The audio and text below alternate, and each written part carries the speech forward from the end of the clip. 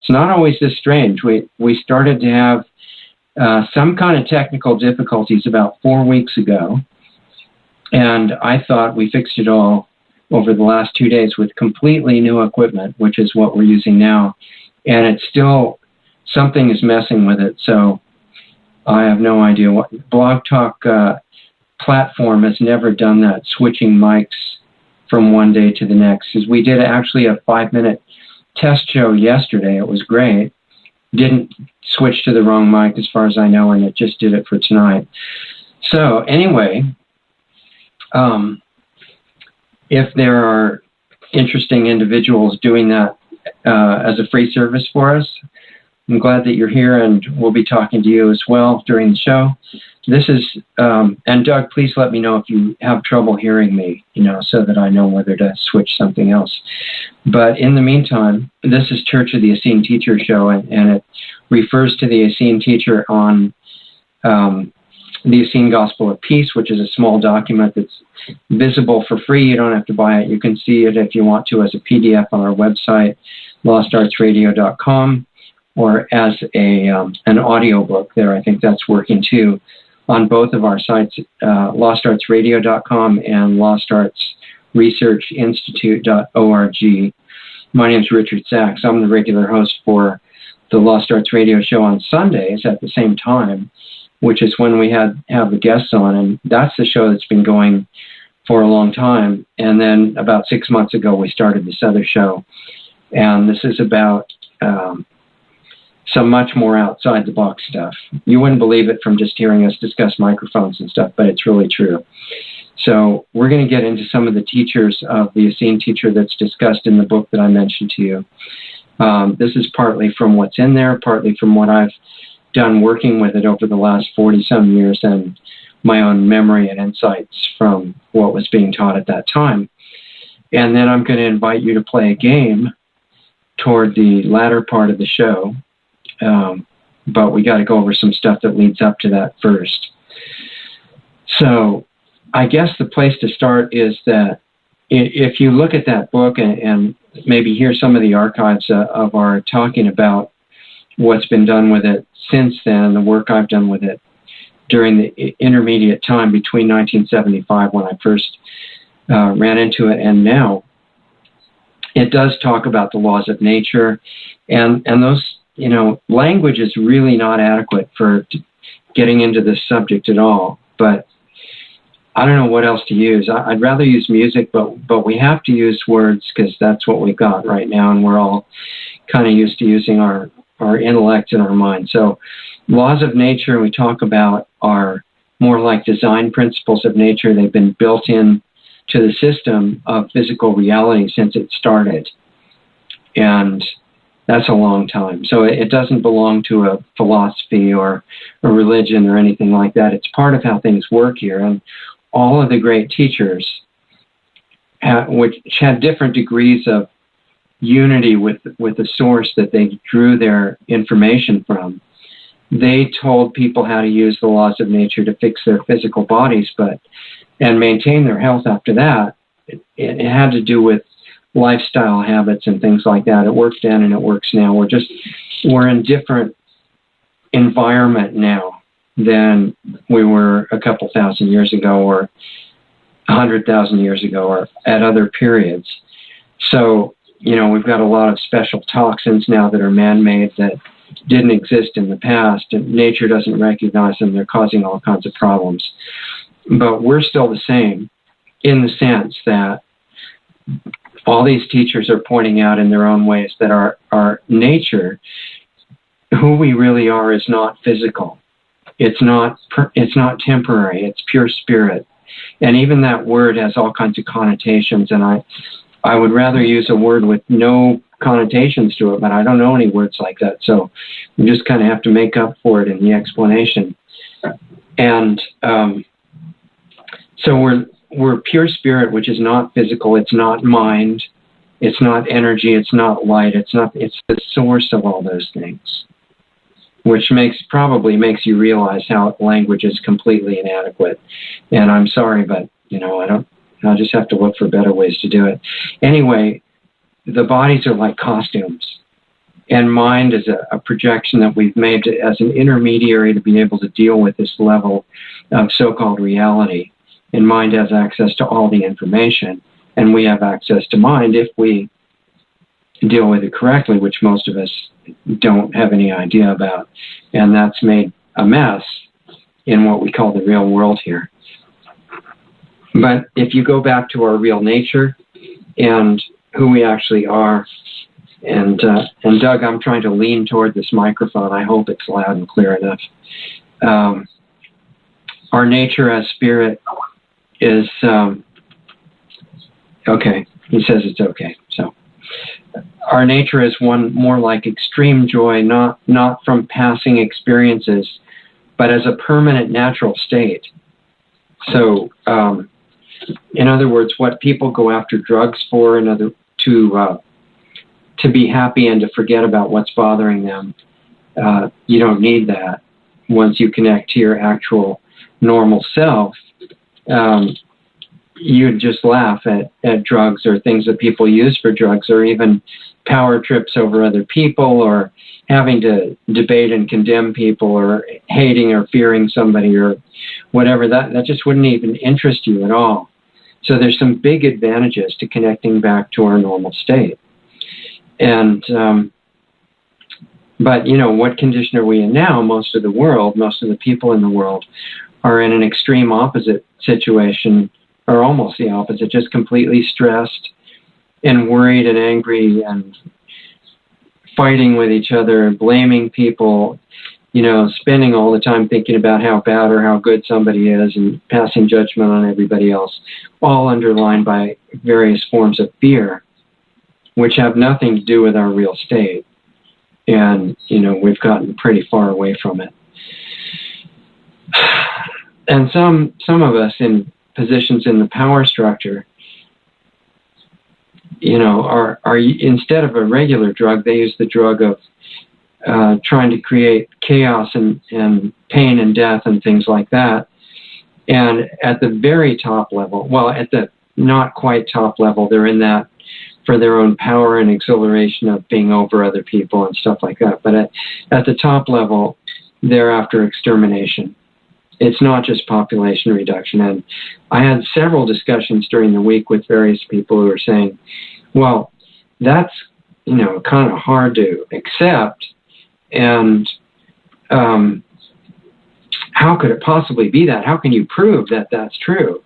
And it's like you're looking at the sky, and if there aren't too many chemtrails, it's blue, or if there isn't a storm or something, and somebody else who doesn't want to look at the sky or can't see it is saying, blue, how do you know it's blue? There's all these possible colors. What journal did you get that out of? You just have to be patient, because when you look at the sky on a clear day, you can see it's blue.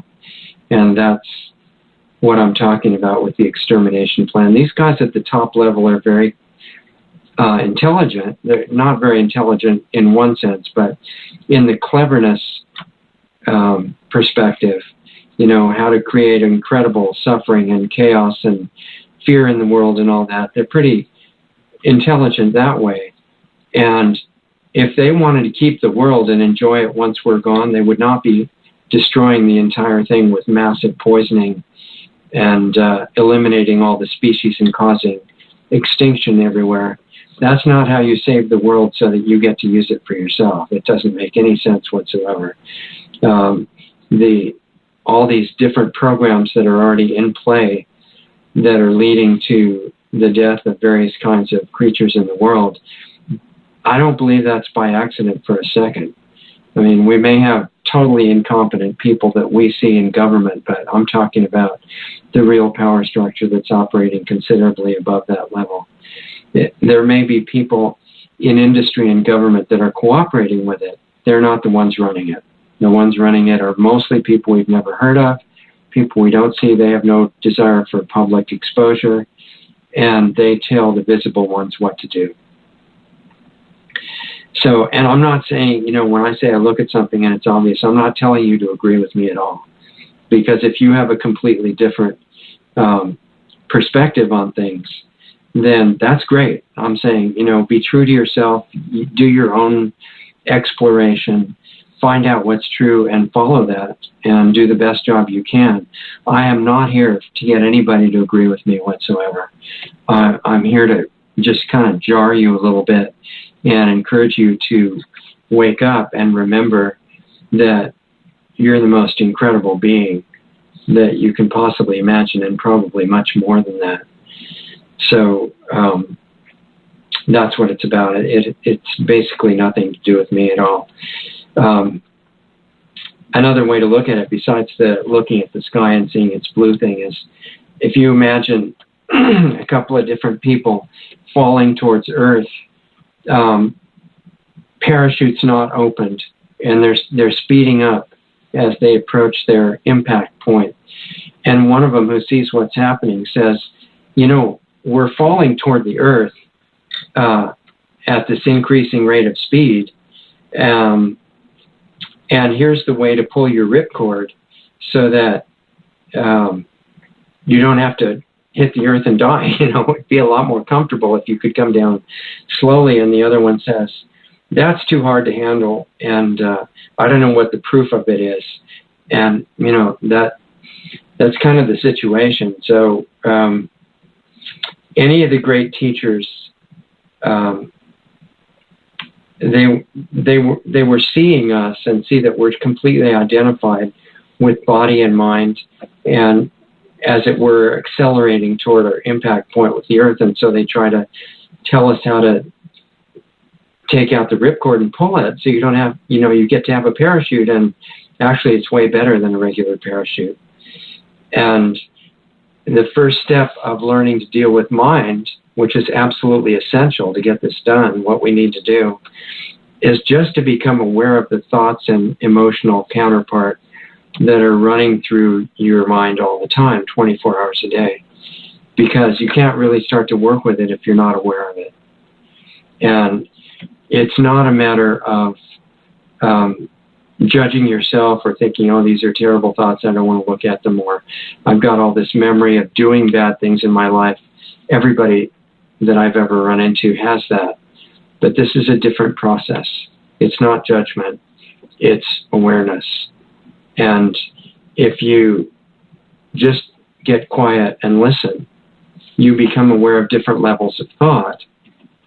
First of all, the really obvious ones, oh, you know, I'm late to get to this meeting or something like that. And then if you get quieter and you say, oh, I'm worried about what my wife or husband or child told me this morning.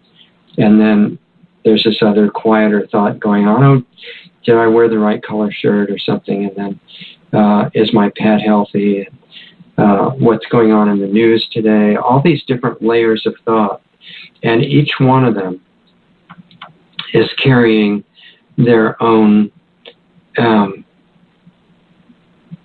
component of emotion. So getting aware of those is like step one. And the reason it's important, even with respect to using the laws of nature to heal the body, is that if you find out how those laws of nature work and you try to start applying them to your own life, maybe you just got diagnosed with some terrible condition or something, and I have to reiterate, because of the legal environment we're in this country and elsewhere, that this is not a show about medical advice whatsoever. You know, you can go to your doctor immediately, get all the drugs they say you need, and all your vaccines and all the surgeries and whatever they say. This is not in competition with that. This is kind of discussing some ancient perspectives on health and consciousness that you may find interesting and useful. Even if you don't agree with them, they might bring up some other train of thought to you that you do agree with, and then, you know, you have more clarity on what you want to do. Hopefully you get some kind of an outcome like that. It's not telling you what to do.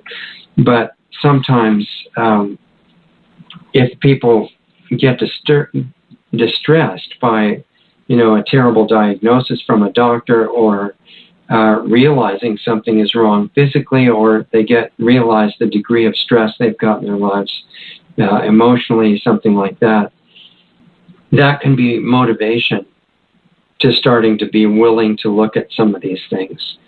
And these teachers have told everybody, and it doesn't matter what age they came in and what religions people started after they came, which always happened, because it was a tremendous business opportunity for control. But the teachers were never teaching religion or control. They were teaching who you were, where you came from, and what was happening here during physical life and how you could make good use of it. But that we were permanent, immortal beings, and identifying with mind and body erroneously. That's not really who we are. And that wrong identification was leading to all kinds of suffering. And they wanted to help us so that we didn't keep going in that direction. And they saw us as we really are, which is these incredible beings that have always existed. And they wanted to let us enjoy our actual state, which is available no matter when you get born, no matter what kind of person, what nationality you are, whether you're male or female, or what age you are, or whether you have any money or not. It's available because of who you actually are. So in the Essene Gospel was this little document that was talking about one particular encounter between one of these very high-level teachers and a group of old men that were sick, and they were saying, what's wrong with us and why is this going on? And the whole book, which is not very long, is about him telling them what's wrong and what they can do, and how these laws of nature work, including all these beings that they don't see that are around them in nature, which have been referred to as angels and other things like that, and how to allow them to help, because they were here just to help us get through this experience of physical life. So it's a pretty neat book. But the main thing about it is not the words, it's the energy.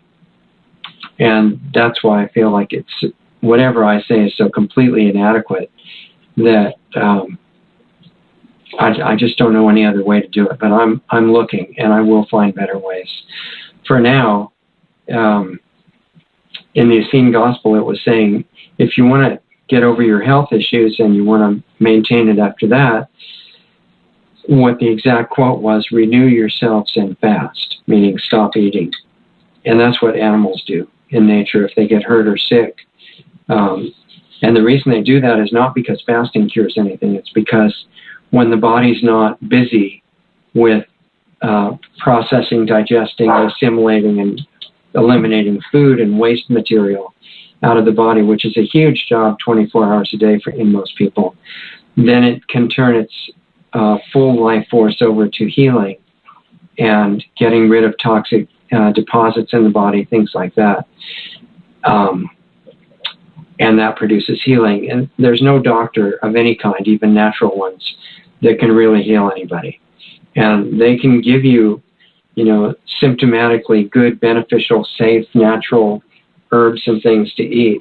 But what heals the body, if it's going to get healed, is that current of life that has been going through us and flowing through since our body first started developing inside your mother. That would never have happened unless you were already there. So the other thing is that in the present time, the same protocol that's in that document, it needs to be updated because we're in a tremendously more toxic environment. We have a lot more difficult, tricky things to deal with. They had some pretty bad ones then, but it wasn't like now. So I did a lot of experimenting over the last 40-some years since I ran into that book with how you can adapt it to be used now. And for example, fasting, which is, like I said, letting the body not be occupied with processing food, those people just used water. And you can make it work pretty much the same, but a little bit easier to take on the body, especially if you're really toxic, with juice fasting. And there's a lot of health teachers now operating in the world, Marcus Rothkranz and Mitch Asser and all kinds of people. There was a fasting summit that Mitch led recently, and a lot of natural healing people using juice fasting. It works really well, and many of them, which we're not, of course, recommending medically that anybody do anything, but many of them have reported getting rid of medically impossible conditions and coming back to health by using juice fasting and then going back on clean diet without processed food and things like that. And the teachers, like we talked about in the Essene Gospel, are just considering that as step one. So that is so that your body's not driving you crazy and you can start doing your real work, which is all internal, not on the physical level. But it's the most powerful, and that is what we have a biggest opportunity to do while we're here. And even as far as using what you learn about those laws of nature, it's really hard to do that in the long run unless you deal with mind and with the communication of body that most of us don't even know anything about. And we've been talking in recent weeks. You can hear a lot of it on the archives, which are free on blogtalkradio.com/lostartsradio or on lostartsradio.com, which takes you to those. They're all free and they're available anytime it's convenient for you to listen to them. But we've talked about mind and body being like two abandoned kids that we have, and they're self-aware and they're conscious. You know, a lot of the old yogis and even the teachers of different kinds who were aware that mind was full of these thoughts that drag you away from what you're trying to do and that worked against you, and all these psychologists saying that mind is this huge obstacle and everything, they didn't realize mind is awake and aware, self-aware, and it can be communicated with like a kid. And if you make friends with it, and it would love to do that because it sees you as the parent, then all the psychoanalysis becomes completely irrelevant and you just don't need it. You can cut right through it. And I'm not criticizing psychologists or anything because a lot of them do wonderful work. I'm just saying there's a shortcut that I've never met one of them who knows about, but it's there for them or anybody else. And if you learn to relate to mind as it really is, mind has access to what we call the unconscious and the subconscious, except that for mind, it's not subconscious, it's all conscious. And that changes everything because it has vast abilities. And it's just been using them against us because of feeling in a really bad mood from being ignored for our entire life. And, you know, most kids wouldn't do very well being abandoned for your whole life and just being left to run around the house. But mind survived, but it's gone around tearing up everything, trying to get your attention. And if that gets healed, then it becomes an ally. And these age-old problems that people have run into, and they thought that mind was the enemy, those go away. And you may not realize what a big deal that is, but it is a big deal. And at that point, when mind is acting as an ally, then you have the ability to make changes in lifestyle as you like. You can change your habits. Your addictions don't bother you. I mean, they can't control you. This is a huge thing. And we are going to talk about these things later after I go through what I wanted to share with you. And I always forget the phone number to call in the show if you want to participate is 657-383-1002. 657-383-1002. And then when you get on the board as a caller, you can either just, Doug will see who you are, and if you want to just listen, that's fine. Just tell him you're listening. If you want to call in, then the only thing we ask for is your name and where you're calling from, and then you can talk about anything you want. You don't have to agree with me at all or anything like that. It's not a scripted type show. I mean, we're not selecting our callers that way. I'm just interested in what you think or questions or anything like that. So once you deal with mind, and when you get on, it'll ask you to push a key like 1 or something, and then Doug will see that you may have a question. Anyway, once the mind is an ally, then you have freedom to upgrade your lifestyle with tremendously increased ease of operation. But you have to understand even if you don't want to upgrade your lifestyle very much right now, you're happy with how you feel physically, your mind is clear enough, you don't really want to change what you're eating and stuff like that, you certainly don't have to. You're the one in charge of your own programs. But if you understand how it works, then if you get in a health situation or some kind of a crisis and you want to use these powerful ancient tools to heal them, you know how to do it. So any of these teachers who were showing you how to do it, they wanted to make themselves unnecessary, not start a new, kind of group or anything. They wanted you to become more self-reliant, more empowered, not have to deal with the doctors and the medical system all the time if you had a better way to do it, and they were giving you a better way. So it was pretty exciting. And then once so once you get in, if you're in a serious situation or you just start to get a desire to upgrade your energy level, your mind clarity, and you realize you've been operating in kind of a fog before and you want to improve things, then you've got the tools. And that's what they were offering. So once the body's okay and it's not bothering you, your energy stays high, you stay feeling good, even if things are not going well for you, you still feel good. I mean, that's our normal state. And so once that's accomplished, then you go to the next step, which is also something you can be working on simultaneous. And that's internal. And we've discussed it over recent shows with respect to frequencies, which is a vast topic. And, a lot of stories that have come up, like on the guest shows, we've had world-class experts in microwave weapons and cell towers and smart meters, and talking about the 5G system and all the things, that and other things that fit into Agenda 21, and how the frequencies are being used against us in connection with the spraying from the geoengineering and things like that. But we also mentioned the fact, and talked about it a bit, that what we are, what you are, frequency-wise, is like potentially super positive repeater station.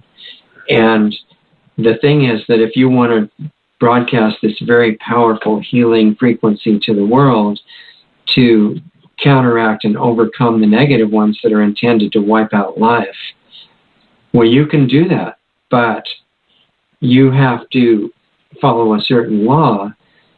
Besides getting yourself to be a clear conduit, you can only transmit what you receive. So what we talked about on that line too is that every possible frequency that you can imagine is broadcasting right now. It's just like there are all these radio stations going through your house, right? And you don't hear them because your radio receiver is not tuned to them. But if you tune into them, then you hear the one that you tune to. And the human mechanism is the same way. So most of us are haphazard with that. We're not even really conscious of how it's working. And, we switch our tuning all the time. We're tuning, we watch television, we get tuned to some fear frequency or to some, lately TV is really revving up racism and trying to hate everybody from every other group, and maybe in your personal life and in other things that are going on interpersonally with you, you've got all these people that you're in conflict with, and you're focusing in on a frequency of hating those people or judging them, condemning them, or even thinking somebody's really great is a particular frequency. Everything that you may think and feel is translatable into frequency. And what these teachers have been sharing with us is that there is a life current that maintains everybody's existence, is the source of all healing and all inspiration and all enlightenment and all knowledge. And it's flowing through you or you wouldn't be here. But if you tune to that consciously, then the current starts increasing. The voltage goes up and the intensity of it goes up, and things that people would consider miraculous begin to happen, starting with synchronicities of all kinds. You start learning how to recognize it and then tune into it. And it is possible to scan and receive it anytime you want. And mind, instead of getting in the way, can actually help do that. So it becomes obvious why you might want to learn how to do that, because the situation on Earth right now with the people who have gotten into almost all the top power positions of the global corporations and the governments and the entities above them that tell them what to do, it doesn't look to me like that can be overcome by force or the usual means right now.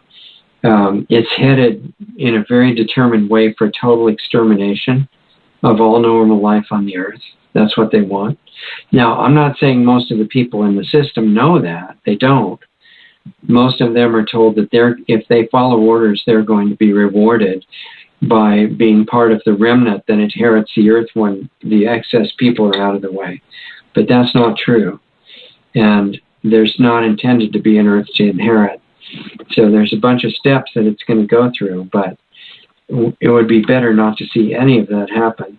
And even people that are working consciously toward that end, I need to let you know, in case you're monitoring this show, which I hope you are, that this is not what you're told it is. All of the people within that structure are already slated for elimination.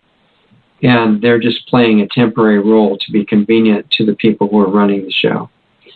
And you're personally responsible when you're doing things like that knowingly, and you're intentionally causing people pain and suffering and death, mass death and things like that.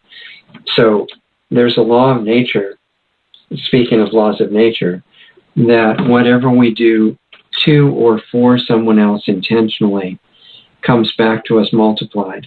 And everybody's making mistakes, and so this is going on, that's what creates what's called karma, or reaping what you sow, or things like that.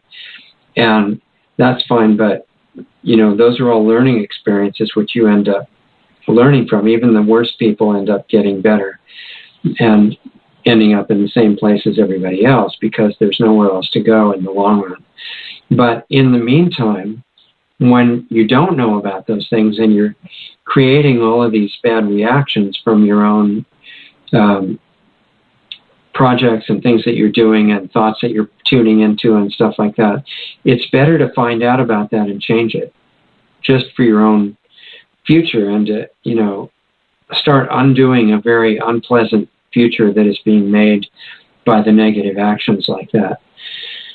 So I think there's so much momentum behind it. We need people within the system to reconsider their direction and consider doing something good from within their position. That would be wonderful, and good for them too. But I don't think we're going to totally stop what's going on in the destruction direction by force. In fact, I think the power structure would like us to try to do it by force, because that gives them an excuse to use weaponry that we don't know about to eliminate us, and make it look like they're doing something that's desirable by getting rid of the revolutionaries that want to kill everybody and stuff like that, and especially if they own the news media like they do now. But fortunately, there's another way to reverse the course toward total destruction. And that's what I wanted to share with you, even though it's really hard to put it in words, because I'm hoping that some of you might be interested enough to want to be part of that. And it's not some kind of official group or anything of that nature whatsoever. It's something that you do internally on your own. And it happens to be the same thing that was result in your own healing, your own expansion of consciousness. And so, by healing yourself, you're doing the exact thing that leads to healing the outside world. And I think that would be highly desirable. It's a nice thing to be able to do, because all the results are positive. So the top rulers know about this.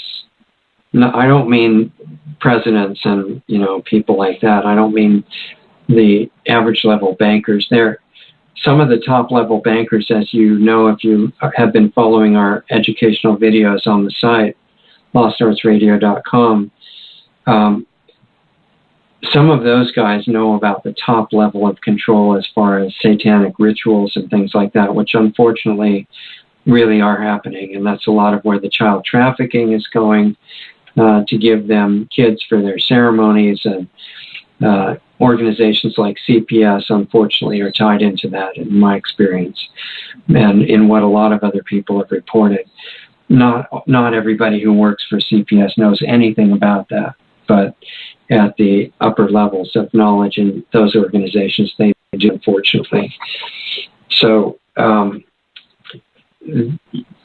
reason I bring that up is that people in the upper levels of banking and corporations and governments are involved in stuff like that, but they don't know about the high-level plans of total extermination. They wouldn't be as enthusiastic if they knew about that.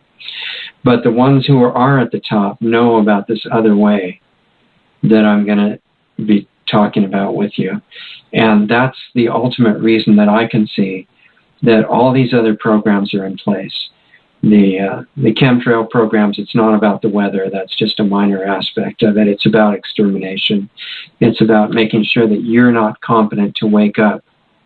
And waking up doesn't mean being able to list everything that's going wrong in the world. You can do that and still be just as unconscious as ever, and just start using that as a new thing to fight about. Waking up means becoming self-aware, and that's a whole different world. So they know that that's their Achilles heel, that's their weak spot. And so the chemtrails and the Wi-Fi and the vaccines, the drug medicine, the chemical fertilizers ruining the food supply, which they do. It's not just pesticides, it's chemical fertilizers. And we can talk about that if anybody needs details. But those are an absolute disaster for the whole planet. Things like nuclear power, even burning oil for energy hasn't been necessary for more than 100 years. All these things are being maintained in order to try to shut down any chance that we have of becoming self-aware and a danger to the program of extermination. That's why all of you are supposed to be on medical drugs of some kind at least, because as our former guest, Dr. Rima Lebo, pointed out, every drug, and she's a medical doctor, and she's never prescribed synthetic drugs. She says they're all what she calls enzyme killers. And I agree with her. And, the reason for that entire system, which in its current incarnation was devised by the Rockefeller and Carnegie Institutes and around 1910 when they had the Flexner Report and that whole story. Those are all ultimately not for the profit that the corporations think is the purpose. They're for making sure that we don't become conscious and mess up the agenda of global extermination. So I guess the message on the positive side that they're worried that you might get is that you have the potential to become a repeater, not just of random chaotic thoughts of hating each other over race and sex and age and financial issues and stuff like that, but of becoming aware of the frequency that comes right from your source, the one that's kept you alive, the one that heals you, the source of inspiration, and that life current that is always working toward harmony and healing, no matter what it touches. And if you become a repeater station of that, it's infinitely more powerful than the dark hierarchy that looks so impressive right now. Because size is all relative, as you know. If you're looking at a grain of sand from the perspective of one atom that you're standing on in the middle of the grain of sand, the grain of sand looks as big as the universe. But if you're walking on the beach, a grain of sand is so small you don't even notice it. So right now, we're looking at from the perspective like one atom. And it looks like the negative power structure is overwhelming and intimidating and, so horrible that, it just causes fear and everything. But you look at it from a different perspective that you can acquire by coming into harmony with that life current, and this massive, intimidating global power structure is nothing. And it's nicer once you get to that perspective. So you don't even have to be noticed to do this kind of work. You don't have to make a big show out of it. You don't have to talk to people about it if you don't want to. You don't have to really look how to help other people or the world, because if you're doing this work inside yourself of tuning into this life current, then you'll be shown automatically what you can best do to be helpful in the world and how to use it. And the people that need to benefit from you will be brought to you, and you won't even be able to avoid them. You can be hiding somewhere and they'll be right at your door. You don't have to advertise. Although if it does turn out that you're going to have to do something public, then that will be shown to you as well. And then people will come to you that way. So I'm just recommending this approach for people that are interested in it, that see the danger that's developing in the world around us. We're right on the verge of some very unpleasant fate in the world. And I don't see any other way to reverse what's building up momentum right now in a negative direction, other than what we're talking about, which is pretty much all up to you. It's not somebody else. This is what's so hard to grasp. And this is related to what we talked about in this interesting, I think it was a Hawaiian doctor named Dr. Len, with this whole Ho'oponopono system. It's kind of predicated, the deeper aspects of it are predicated on this understanding that, oh God, words are so inadequate now. I have to not be frustrated by it, but I just have to hope that some of what I'm trying to say gets across. And the quantum physicists have got some of this understanding, just a little bit. And they were saying, well, what looks like reality is not really solid reality. It's actually more like a holographic projection of your own consciousness. But then this gets into the issue of paradoxes. And paradoxes are funny because on the level of pure logic, which is kind of two-dimensional compared to what we're talking about, a paradox is two apparently mutually exclusive things. And the deal is, in real life, you can have a paradox, two things that are mutually exclusive. One can't happen if the other happens. And they both are true anyway. They both happen anyway.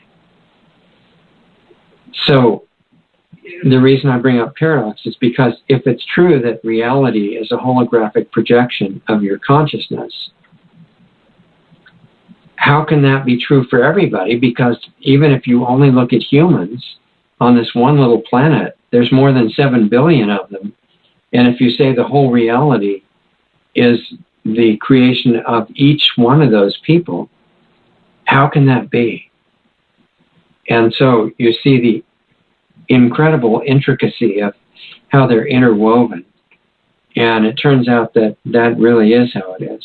And the whole Ho'oponopono process, which works quite well if you do it right, in amazing, almost magical seeming ways, is working on some of the same principle. So just for anybody that's new and didn't hear about it in previous shows, this is a guy in Hawaii. I'm pretty sure it's Hawaii. And he was brought in because there was a problem with a mental hospital where the patients had gotten so violent that the staff was quitting, and I guess the drugs weren't even being enough to control them. And they called this guy Dr. Len. What they knew about him, I don't know. But he came in and he got their files and he got an office and he started interacting with them via their files. And he was conveying to each one 4 things with complete relaxed focus, undistracted. And he just did this over and over for months with each one of them. And the 4 things that he told them, mentally, maybe verbally, but he was just in his office, not in their presence, were, I'm sorry, I love you, please forgive me, and thank you. And that's all he did. And I've been working with this too, and I've added, please forgive me, I say, please forgive me and heal. He doesn't own rights to this approach to things. I mean, it doesn't belong to Dr. Len. It's been part of the way that things were designed from the beginning. But you can use it in your own way if you feel like it. And so when he's saying, I'm sorry, what he's doing is the violent psychiatric patient that's trying to kill everybody, instead of saying, well, that patient is obviously to blame, it's his fault, and he's doing all these terrible things. He's saying, I'm sorry, please forgive me. In other words, it sounds like it's Dr. Len's fault, even though it's not. And there's a deep meaning in that, if you can get it. And you have to relax enough and look past your regular programming to understand it. Because one of the questions that I was getting over and over this week is, how could we be to blame for what other people are obviously doing to us? And physically you're not. But on a deeper level, if they, on a consciousness level, are part of the projection of your world, your hologram, then it is coming from you. And if you take responsibility for that, there's an interesting side effect that happens, or a real regular effect. And that is, once you take responsibility for it, you're handed the power to heal it.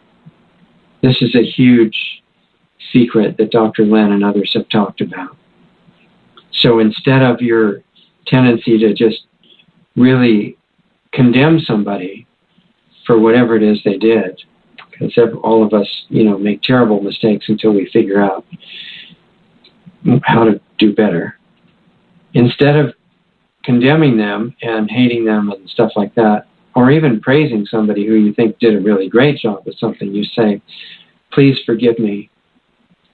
I love you. Meaning, not that I think you're great. That's dishonest in many cases. It means I'm giving you absolute desire for your well-being in all different ways. That's love as a gift. And please forgive me because I'm the one with the hologram, and heal, and thank you. I appreciate it. And when he did that, the patients got better. No drugs, no normal treatment or anything. And my idea is that this is our opening to learn to do this if we put in the work that it requires with ourselves, with our own body, with people that we're in relationships with people that we aren't physically seeing, but we remember, to heal the energy that's between us. And ultimately, when we get good at that, doing it with the outside world. And the reason that you can do that is the projection room for the hologram, the movie that you're in, which is this incredible, realistic movie, is inside you and is changeable. Your body is malleable and changeable. Everything in your experience of reality is changeable. And the one who set it in motion the way it is going, as counterintuitive as it sounds, is each one of us. So you may have guessed at this point, if you're new, that the show is not standard entertainment format, and it's not about me, it's about you. And from that point of view that the Ho'oponopono idea is coming from, or the quantum physics point of view, I and everybody else around you, and the radio show, your work environment, other relationships that you're in, things that you've interacted with, they're almost like part of a dream saying, okay, beautiful being, just wake up now. Remember who you actually are, because that's when everything begins. And remember, reciting what's wrong, which there's lots of radio shows and alternative media talking about, it's not bad to understand that in great detail, but it doesn't represent your being awake, a matter of becoming self-aware. And it starts with listening to the thoughts and the emotions that are running through your mind right now, and then making that a habit. And you start to change, like a caterpillar that's in a cocoon starting to work its way out. It's a little bit like the movie Sleeping Beauty from Walt Disney, but your situation compared to that Sleeping Beauty is nothing compared to you.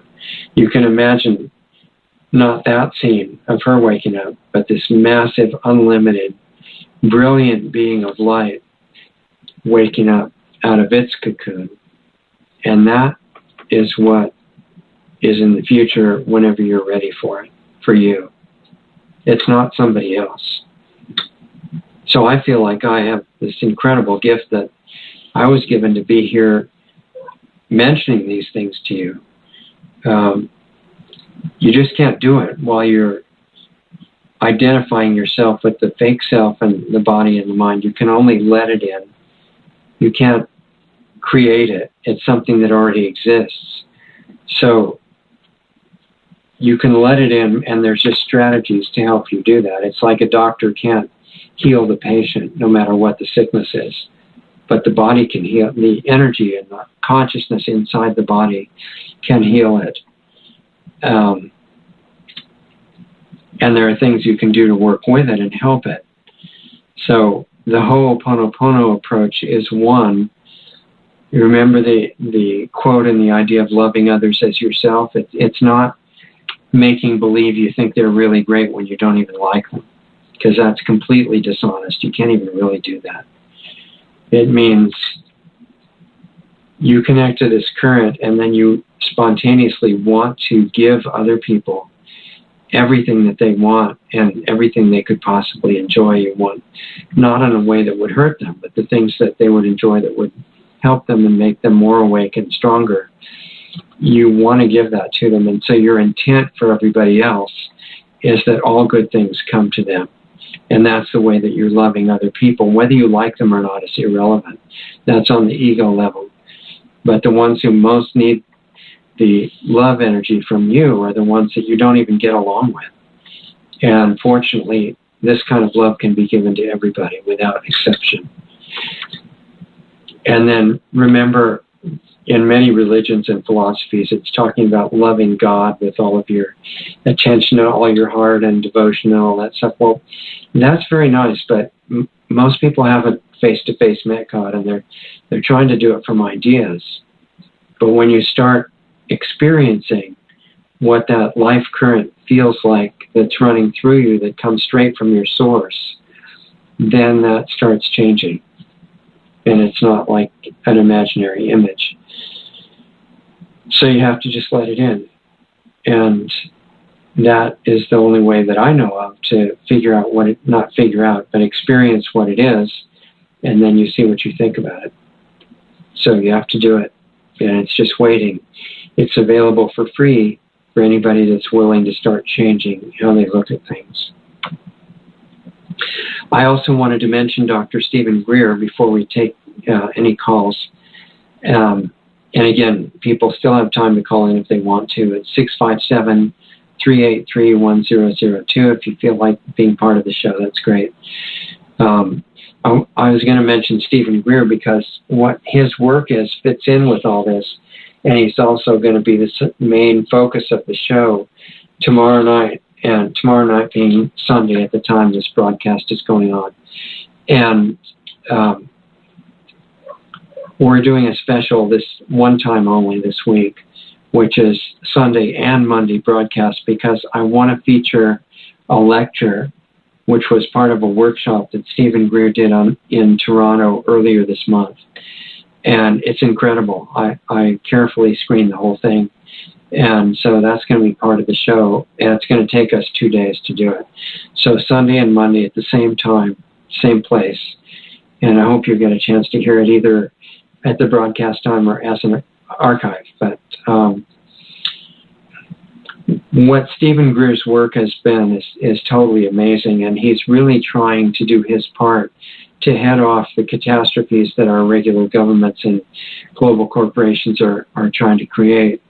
He had a near-death experience and some direct ET experiences, which are, by the way, not imaginary. And he collected hundreds of video testimonials from very high-level government people, many of them with clearance far above president level, explaining their part of the UFO program and how they had sometimes not only have massive numbers of sightings and interactions, but confirming the government's policy of shooting down ET craft and killing the occupants as our interplanetary,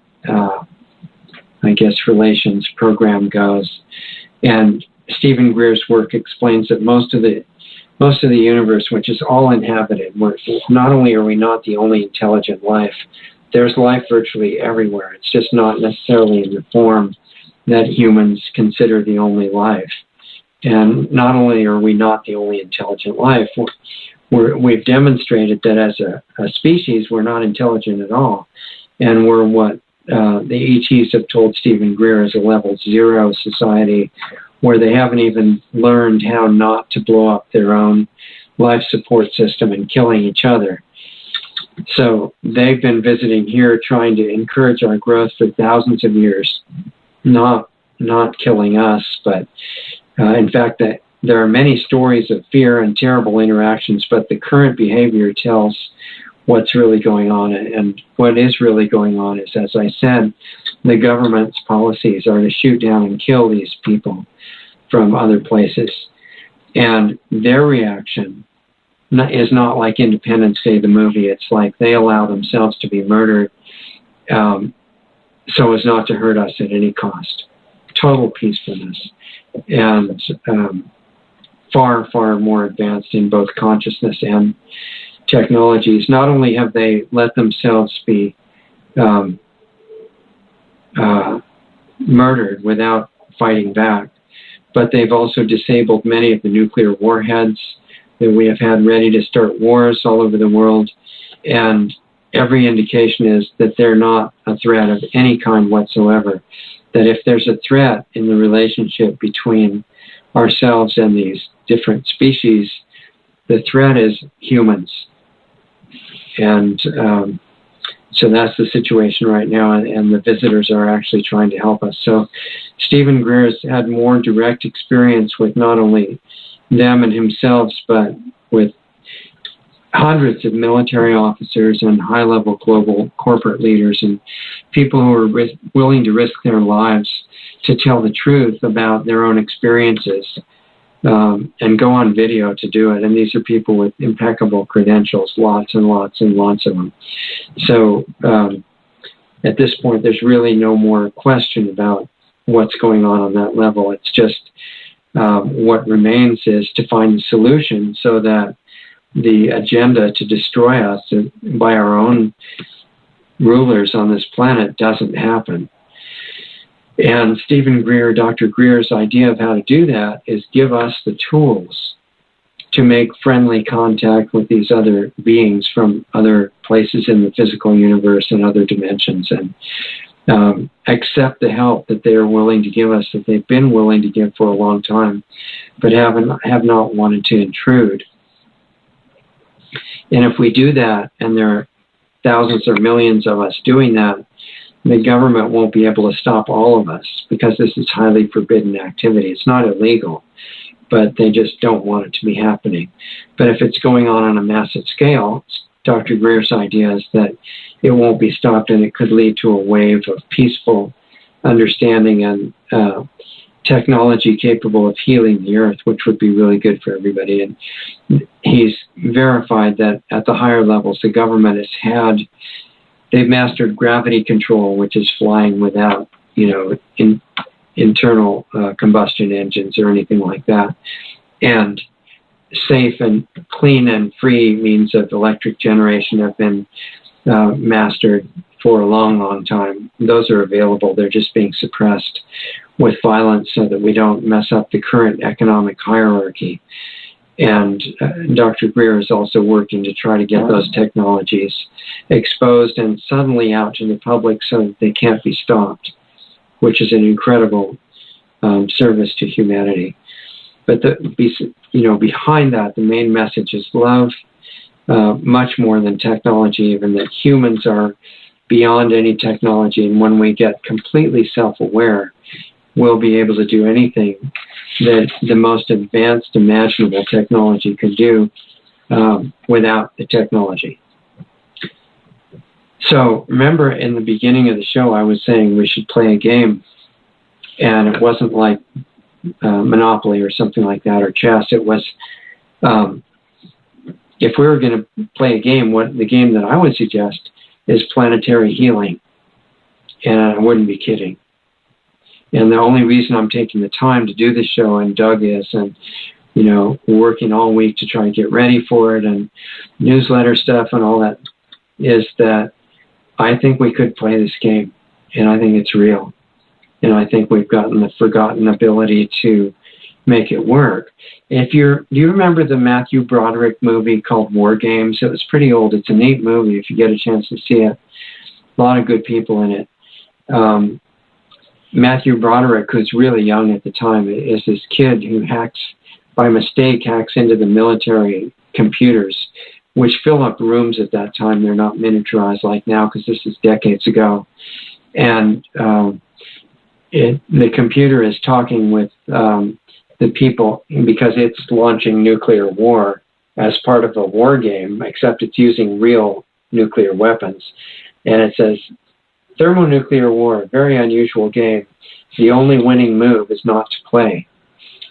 But in planetary healing, if you play, you win. It's just the opposite. And why would that be? Well, the reason that would be that you are guaranteed to win is that in order to really heal the planet, the little prerequisite is you have to heal yourself. Otherwise, you're not a good enough conduit of that energy or a repeater station of the frequency that you need.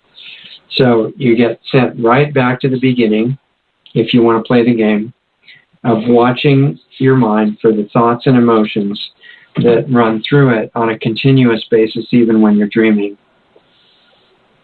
And by the way, if you do this, your dreams become more and more clear. They change dramatically. And it turns out that the thoughts and the emotions that we identify with, none of them were ever ours. They're programs that are being played consciously by mind to get our attention. And this is just step one. So if you have any interest in playing this game, you have to start by learning laws of nature and then using them as you like. There's no pressure to go on raw food right away. People are worried about that too. I'm just letting you know how it works, what the continuum is, that raw food is healing. It's infinitely better than cooked food biologically, that we or the animals are not designed to eat cooked food at all, and when the animals do that, they get human diseases. But you can just know about it, and know that processed foods that have paragraphs of ingredients and stuff, these lead to serious bad conditions. And you don't have to give them up. But if you don't, and you start, experiencing things you don't like, you're going to have the understanding that you can start changing that. And if you've been working with the mind as a conscious, self-aware being, then you're going to be able to make lifestyle changes at will without any willpower, because the only reason that you need willpower is if you're trying to overcome your own mental patterns or the mind with mind, which does not work, by the way. And in the short run, you might be able to stay on the grapefruit and, lasagna diet or whatever diet you're on, but not in the long run, because the mind can't be overcome by force. And the ancient yogis found out that that was true. in very old times, people used to live for thousands and thousands of years sometimes, especially these yogis, and they found really sophisticated, clever ways to fight with the mind, and they lost. Even if they won for a while and they got all kinds of amazing powers and things, in the end, the mind overcame them, because you can't fight the mind successfully with the mind. But if you make it your friend, that's a completely new situation. And you can't completely do that without realizing that it's a separate self-aware being. And the programs it's playing are not your thoughts. They're not your emotions. Once you're free from that, by realizing that, then you're free to receive massive amounts of new energy. This is talking about what you're not supposed to find out.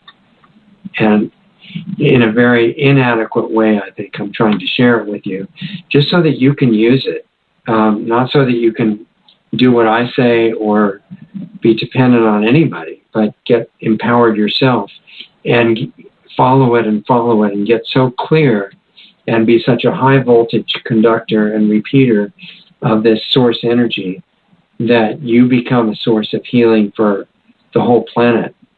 After practicing on your own body and your own life situations, other people that need help, things like that, those are practice sessions. And then what I'm hoping is that we can do it on a bigger scale. So you can use this new game to replace jealousy and condemnation and debating and arguing and hatred and especially fear with watching your thoughts and emotions and starting to play with sending thoughts and wishes to other people for their benefit. And what if those could really help them? And I'm saying that they can. So what is the best that you could give them that you start wondering about? Because if you understand this law of nature that whatever you give to other people you get back multiplied, then if you want to be 100% selfish, which I recommend completely, the best way to do it, once you're aware of it anyway, it takes us a long time to figure that out, but once you're aware of it, pour out everything you have to help everybody else, and that's going to boost you up faster than anything you can imagine.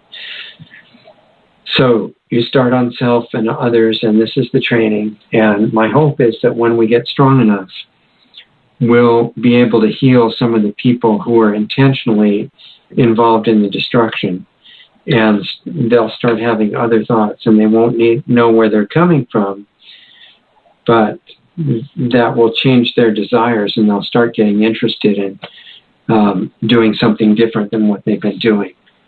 So if we heal the really bad actors in this situation, that would be massively helpful to the whole world, and they need love and support and help as much or more than anybody else. So if you're looking at, well, I guess that, you know, the idea of loving your enemies, that sounds crazy, because you don't even like your enemies, right? They're terrible. They've done all these terrible things to you, but there's a hidden power source in that. And it's that this kind of love where you send it out as a gift, not being enamored of somebody, and you might not even like what they're doing, it doesn't matter. You know, you give this kind of love to everybody because they all benefit, and they all start waking up and becoming, you know, their own source of healing for the planet. And so what you're putting out, it starts a chain reaction. And so you're loving your neighbor as yourself because you're just pouring out this good energy toward them, and it's going right back to you because they are yourself in another form. And then the idea of loving your neighbor as yourself starts to look real. It's not a fake emotional thing that you do. So anyway, we'll talk more about the Sunday show with Dr. Greer in a little while, but I feel bad that I've been making John hold for so long in Texas, and want to see what's going on with John. So welcome, John, and how are you doing this week, and what's going on with you? I'm doing very well. Thank you, and Doug, for a great show so far. Good. I'm sorry for the microphone being the wrong one. I hope I'm coming through somewhat intelligibly. Oh, no, you're coming through crystal clear. Oh, good. Okay. That's better. Yeah. I hear. So what's going on? From my phone, but no, basically, I just Stephen Greer. I had a couple questions. Sure. The number one is, according to everything I've seen on the internet and the television, and of course, you can believe as much as you want to over the media, as you've pointed out in the past, but as the number of sightings of UFOs increases across the globe in different countries, does Stephen say that there, or I mean, I'm not sure if you talked about this, is there like an expected time period within which, you know, we'll finally make contact with these other beings, or he hasn't said anything about that? My impression from having talked to him and, you know, met him and listened to his talks and things like that is that it's totally individual. Mm-hmm. And that it's in our hands. So that if we want to have their whatever assistance that they can offer us happen sooner, then he's giving us a protocol to follow to help that happen. Because apparently they follow very strict rules of non-interference. And they're holding things that would really help us a lot. Some of it has been demonstrated already. So what Stephen is suggesting is that each one of us who wants to put some attention into that, start trying the protocol, which we're going to, you know, kind of showcase in the next 2 days on that show. For anybody that wants to help that kind of contact, beneficial contact happen sooner, and especially since the power structure is planning the opposite type of fake contact with their own fake UFOs that they've had ready since the 1950s when they mastered gravity control. And they're cybernetic organisms that look like very scary bad ETs. And they're literally planning on releasing those on the public and making a huge false flag disaster that's going to make us give up separate countries and the rest of our freedoms and finally, you know, live under total tyranny. So what Dr. Greer is saying is that there's some urgency that we need massive positive contact before that to help change that planned event. I don't know. I hope that relates to what you're asking about. Oh, yeah, exactly. And then that kind of led to my second question that I had in my head was regarding, you know, how the public will be able to differentiate between authentic contact versus these false flag events that are also on the horizon. Like, is there, did you talk about any kind of clues that we can kind of... Well, yeah, he does talk about clues, and obviously if you develop your own perception as finely as you can, you're going to be better at perceiving it. He says the vast number of people in the world right now would be totally fooled and totally terrified, and they wouldn't notice the differences. But he said in reality, the ships that government and the deep state power structure is going to be using are made out of metal and rivets and separate parts, just like airplanes are. And it's just that they can fly without internal combustion engines. But if you looked at them carefully, like through a telescope or good binoculars or something, you'd be able to tell that they are regular machines that look like the kind of machines that people build. Whereas the true ETs that come from these more advanced civilizations, number one, they're one piece because they don't assemble them. They create them out of solidified thought forms. And they generally glow with very pretty light displays. They come out all around the ship. And the beings that come out of them, the ones from the false flag, are going to be very unfriendly. So it's nothing like the real ones. But most of the people haven't heard about that, and he's trying to get the message out. And that's why he released a movie on DVD called Unacknowledged that would be really good for everybody to get if they get a chance. And that's available on Amazon, correct? I think it is, yeah. It's only been out for a couple of months. It's very good, but the talk that you're going to hear tomorrow night is also full of specific instructions and accounts of what happens when you use them. So I think it's quite valuable. Awesome.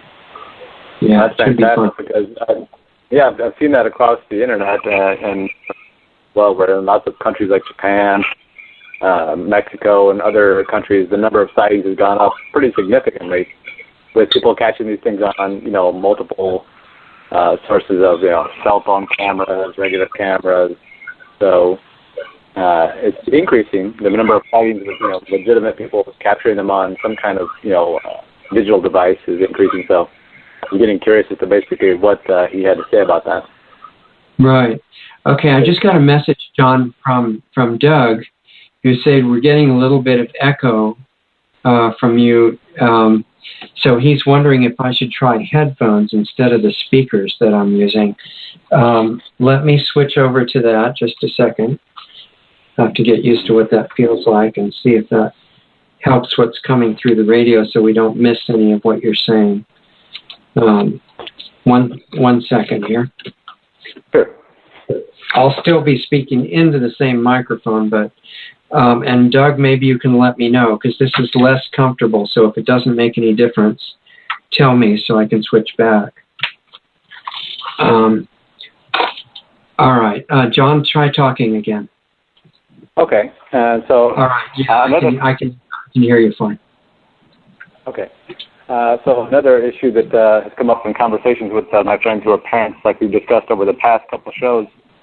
In the last one, you see these children who basically were committing suicide due to a lot of the increased pressures and probably the EMF pollution because of the cell towers in their schools. Increasing. Wait, you're saying that your friend's kids committed suicide? I didn't quite catch that. No, that's a topic that they're concerned with because that's happening more. You're seeing more reports in the media. Oh, okay, right. So the parents were concerned, and that's why we asked a couple of questions last time about bullying, how to help parents. And you were talking about developing, the child's self-awareness and also self-worth.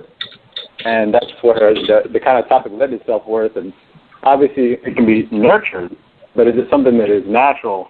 Is it something that children already have and it's just a matter of protecting it, or is it something that they don't have necessarily and it has to be nurtured? And so I was like, I don't know. It would be a good thing to have. I mean, if I understand what you're talking about, we all have this complete dormant self-awareness because it's who we are. It's not something artificial. It's just that we've gotten really detached from it. So we're talking about really remembering something that we used to know. It's not like new information. But the condition of most of humanity right now is out of touch with what should be our normal state. And one of the nice benefits of that is that when you get back in touch with that, and I'm including young people and children can work on this as well. It's not just what Stephen Greer is talking about. It's the internal work that we've been discussing. And if people get reminded and start actually turning their attention in ways that are going to help rediscover their actual essence, then the cell towers aren't going to be able to do as much damage. And I think ultimately what the potential that we have to put out is far stronger than anything that can come through a cell tower, which is another reason to encourage people if they want to work in this direction. Right. So even if it is inherent, the self-worth and the self-awareness, basically because of the things that are in their environment right now, parents work actively to help their children to strengthen it, even if, again, it's inherent and you shouldn't be taking for granted to develop it. The way to teach your kids is to become what you want to teach them. Because then when you talk about it, it has meaning. Otherwise the kids pick up truth versus hypocrisy, and it doesn't mean we're trying to be hypocrites. It just means there's no shortcut. If the parents want to really teach some quality to their kids, they just have to take that into their own lives, And to the degree that they're seriously at least working on it, they can share it with the kids. I personally, I don't have little kids now. I'm, a couple generations older than that. But I would be very careful about putting my kids in a school without knowing exactly what's going on. Because in most of them, what's being taught is incredibly destructive. And as a parent, you have that to overcome, and that's not easy. The kids are getting completely addicted to electronics, which are hurting them. They're holding cell phones on their heads, which should never, never be allowed from a kid, or using wireless devices sitting on their laps. That's absolutely disastrous. And also the ideas that are being taught in some of the schools, some of the public ones and some of the private ones, most of the public ones, is completely tearing down anything related to, core values that people need to get back in touch with themselves.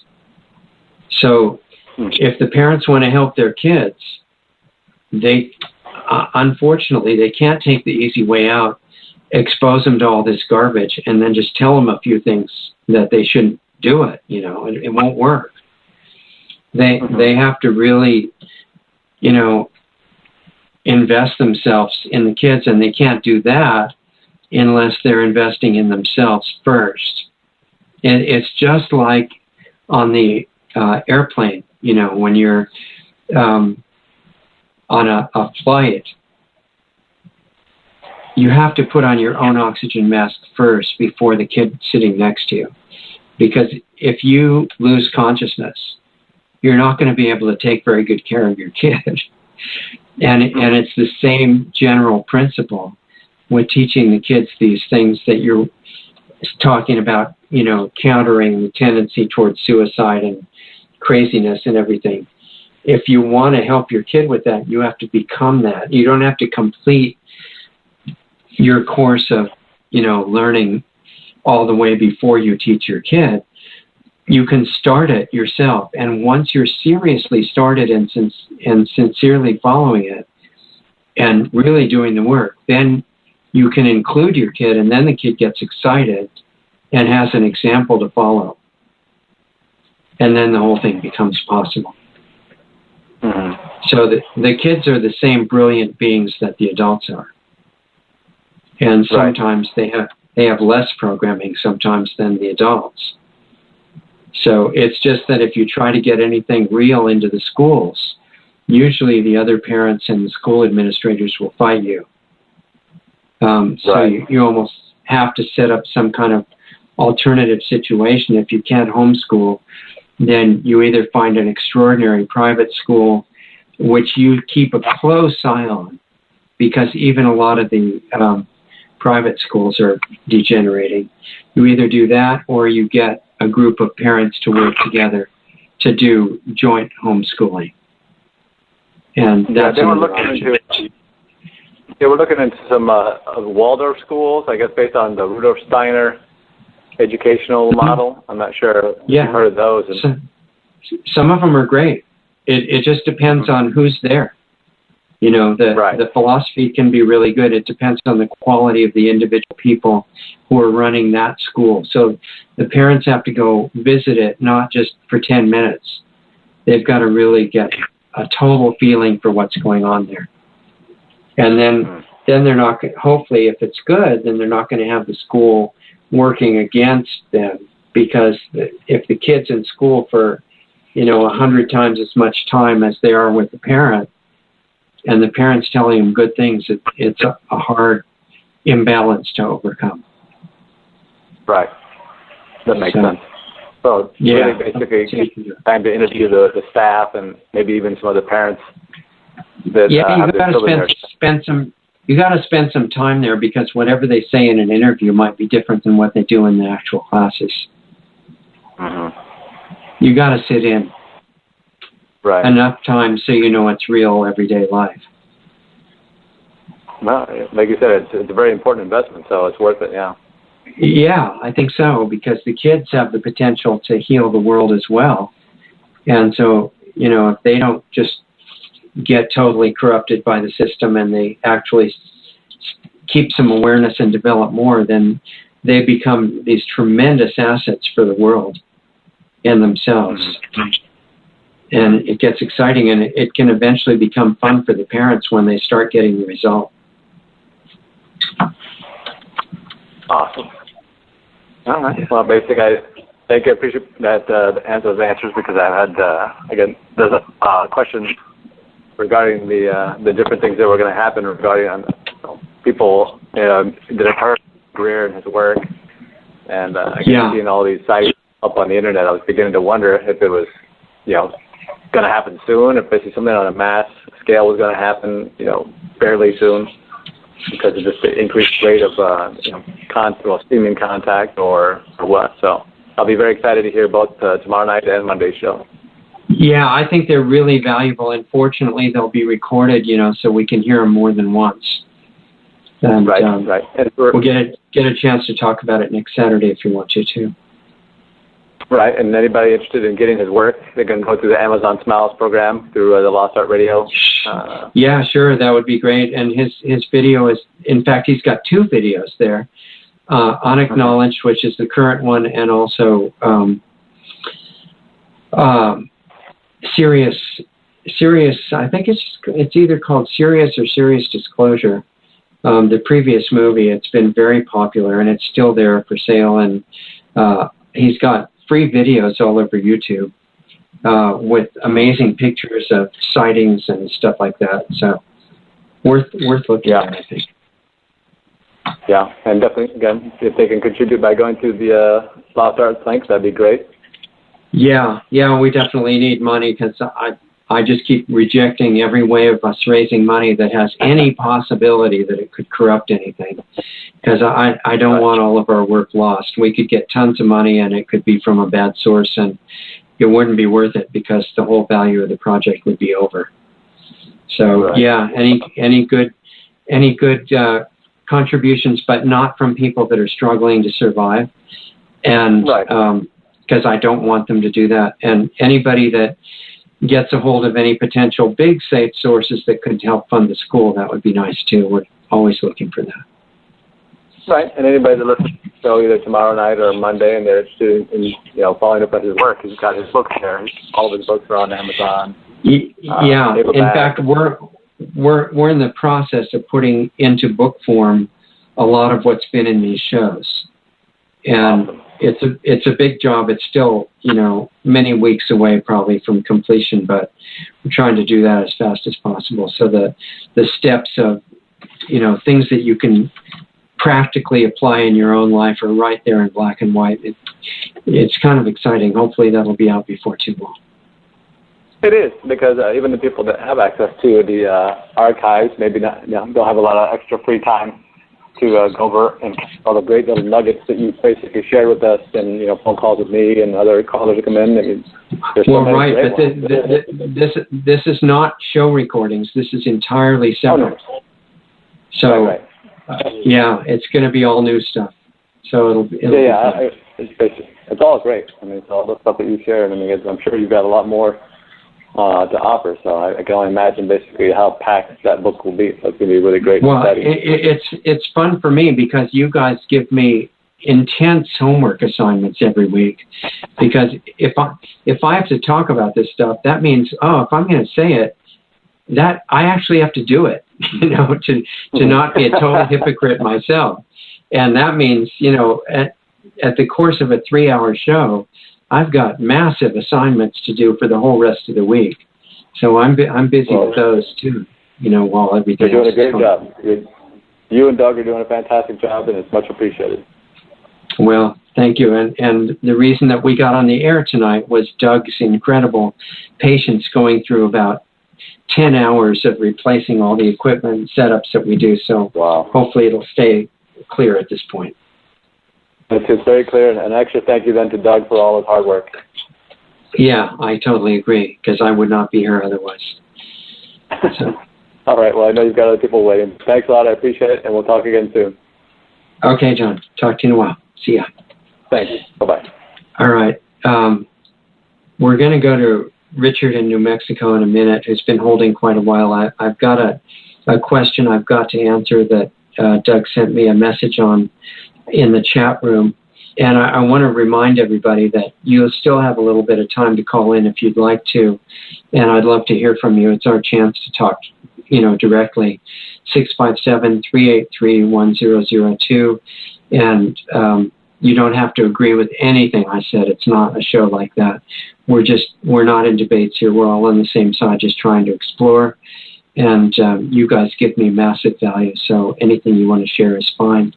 The question that Doug is giving me off the chat room is, what can we do for this Earth to educate people on the 5G network, which you guys know what that is. It's the latest microwave radiation system, supposedly to give you better internet access.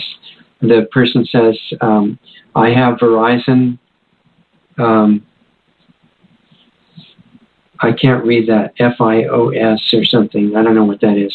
Verizon something. And found out today that in my apartment where I live, I have 5G internet service. What can I do to protect myself? That's a great question.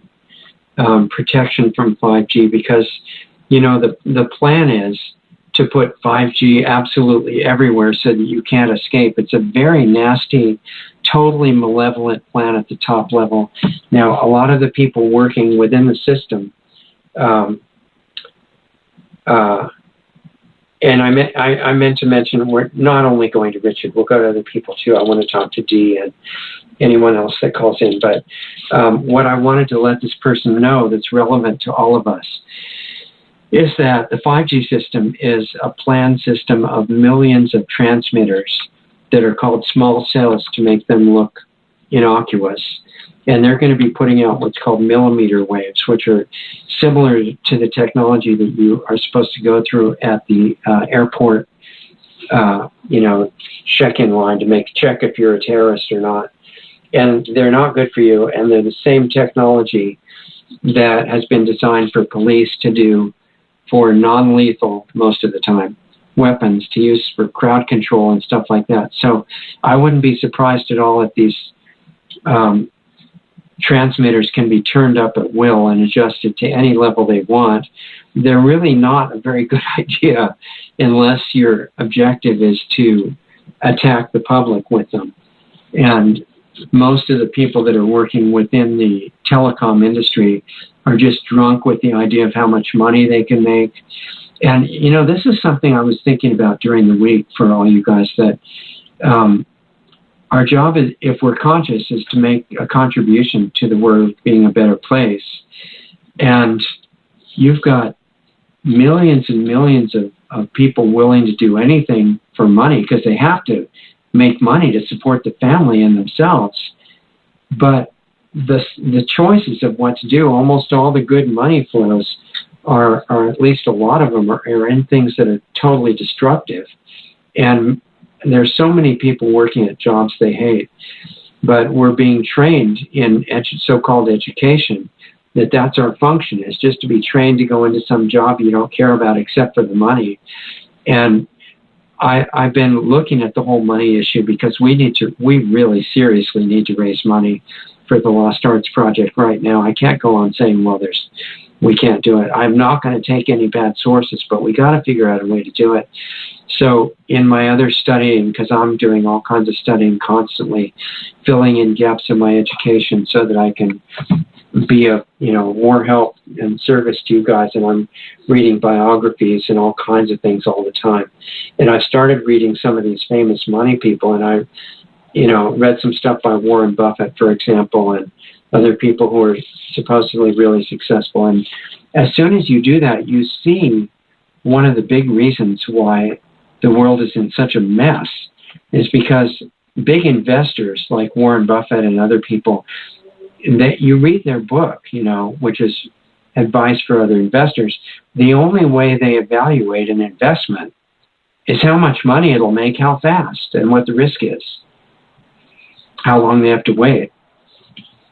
Well, that's crazy, because that means you would support GMOs, nuclear power, Wi-Fi networks, fluoride production, whatever it is, if it'll make enough money.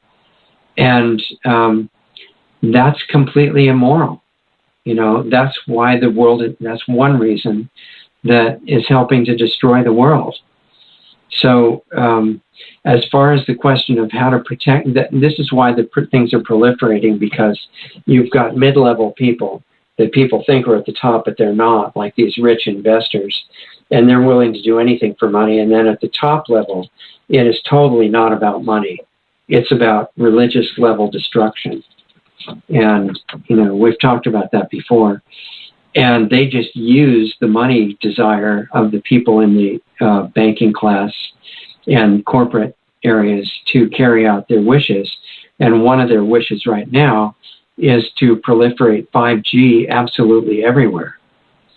And so they're doing that. And it's like, I just got sent, one of the leaders of the groups on this sent me the report on this being rolled out in Palo Alto, California, for example. Some of these transmitters that most people don't even know they're dangerous are put like 20 feet outside or closer outside somebody's bedroom. All right, so back to the question from the chat room, how you can protect yourself. First of all, this is going to add to the stress of the environment that you're in. So as this outside stress goes up, you have less and less leeway to not take care of yourself. This is not unrelated.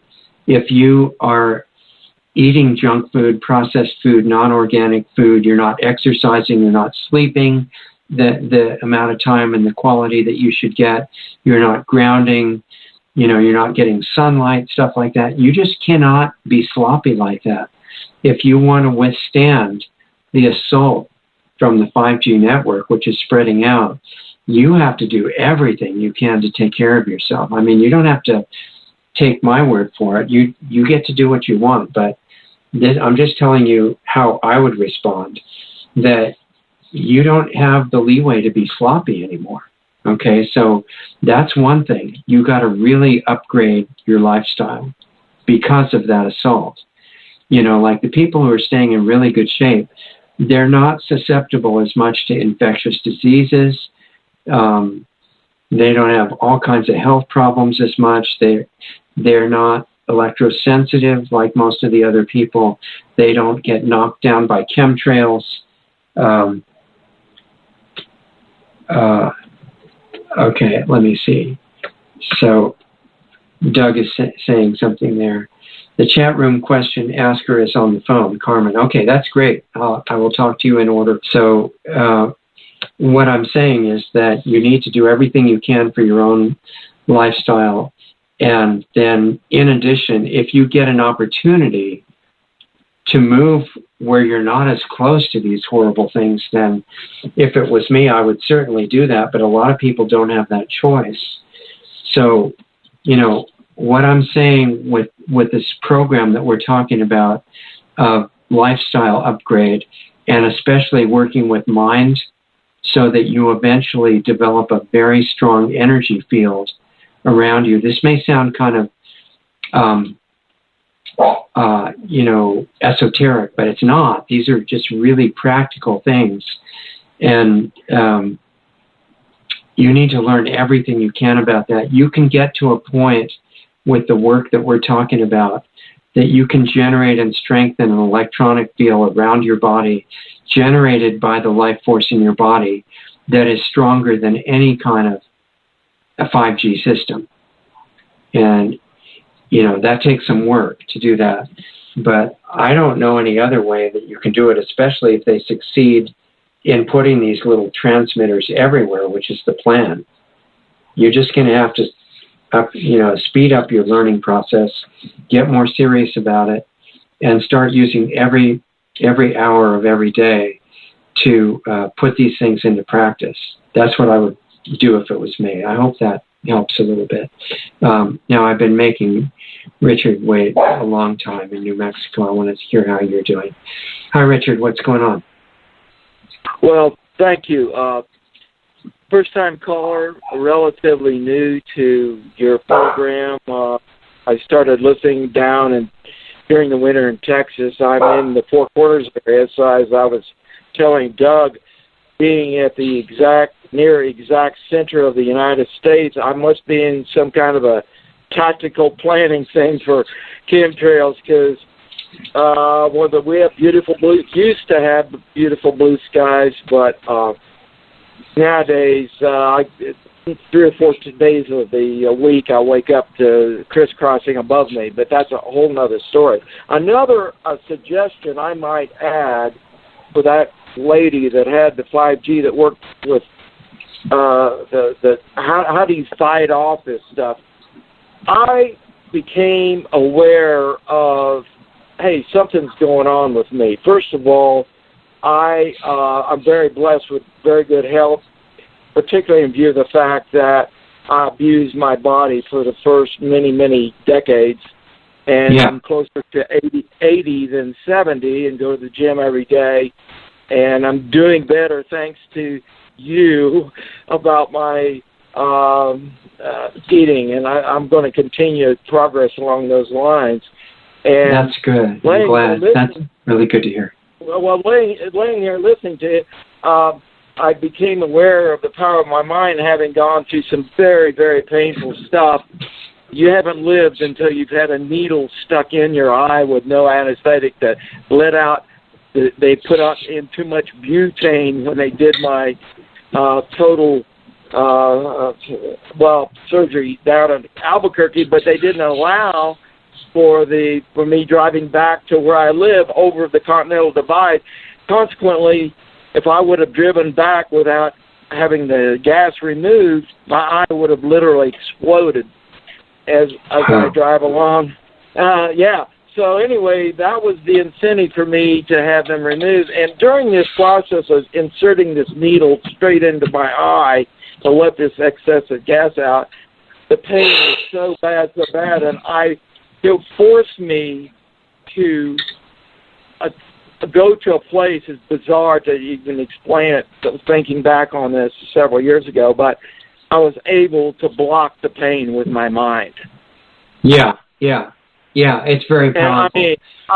And that was my first introduction to waking up in a lot of ways.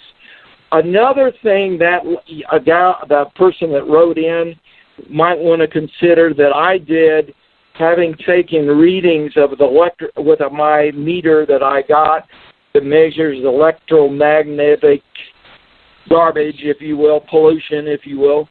In my cabin where I'm talking to you is normally 5 to 7, and I go into the gym every day, but go to the gym and I feel horrible. It is 2,800 at Define Fitness in Farmington. The gyms have become a big focal point of microwave radiation. Oh boy, Richard, I'm telling you. Of course, now I went around and showed everybody my meter, and I'm the nutcase. But now my workouts, I used to go up there. It's a social thing, a lot of older people and stuff, and I'd hang out, work out pretty good, but I'd talk more than I'd work out, to be honest with you. So I'd 2.5, 3 hours. Well, the gyms also want you to wear, a lot of the gyms are starting to make people wear these little sensors of heart rate and everything around your chest, and those are microwave transmitters that are right over your heart. Oh, boy. And, a couple of days ago, I went over and got one of the female trainers because there was this young gal, and she kept putting her cell phone inside her top, right over her breast. Yeah, that's what they do. Right, exactly. It bothered me so much, Richard. I said, I told the trainer, would you please go and tell that girl to not do that? And she did. She went up and talked to her. And I was talking to a firefighter today up there, a friend of mine, and I was telling him, he said, well, why don't I see it? Because he would get there because I'd stay there long enough. We'd end up working out together. We got to be friends and stuff. Well, to be honest with you, I'm keeping it short, John. And I told him about my situation. If I keep it to like 45 minutes rather than 2.5, 3 hours, you would not believe how much better I feel. Now, exactly. I carry something that I have in front of me that helps as well, and it's a scalar device. And I think you have people you know that have these things that you can get. You can literally wear. I don't wear it around my neck, but you can wear it, and it has helped me measurably in fighting. Yeah, you can go ahead and tell us where you got that if you want to. Well, I went online, and what's the name of that company? Is it the one I told you about? Well, no, but because by the time I'd already gotten it though. But they have. I did pull them up. They have certain things like that. I don't remember the name of that company. That's freshandalive.com, and that's Ken Rolla's company. And yeah, I know Ken really well, and he's a good guy, and he designs stuff like that. Well, let me tell you, they work. They help. Good. I was to the point. I'm really in pretty good shape. I do gymnastic stuff and everything, and I got to where I could barely walk because of this. I told Doug it's not by accident. I think I am a targeted individual. I do know that. I got interested in this. Having listened to Dr. Barry Trower and the weapons they have. I've gone on ICAACT.org, covert weapons, and I'm one of those lucky 1 million people that once you get on this list, like whistleblowers or activists like that, like me, I have no doubt you and I and many others are on several lists. But once you're a targeted individual, you have to just be really more vigilant. And like with me, like I say, I've got my own things thanks to you. My question is, and I'll get off the line, is having listened to Mr. Max Egan on an interview, my question is, what do we do when AI becomes totally self-aware? We're history, aren't we, or not? Well, not necessarily, because, what the work that we're talking about doing, it only starts with physical health. We have the potential to go beyond any technology that the unfriendly guys can come up with. And right now that seems it's out of reach, but it's not. And so, for example, with the 5G and the targeted stuff that they want to do to individuals, it's possible to strengthen the electric field around your body that's natural so much that it can't be penetrated by any of those technologies. And so I would recommend doing that for sure.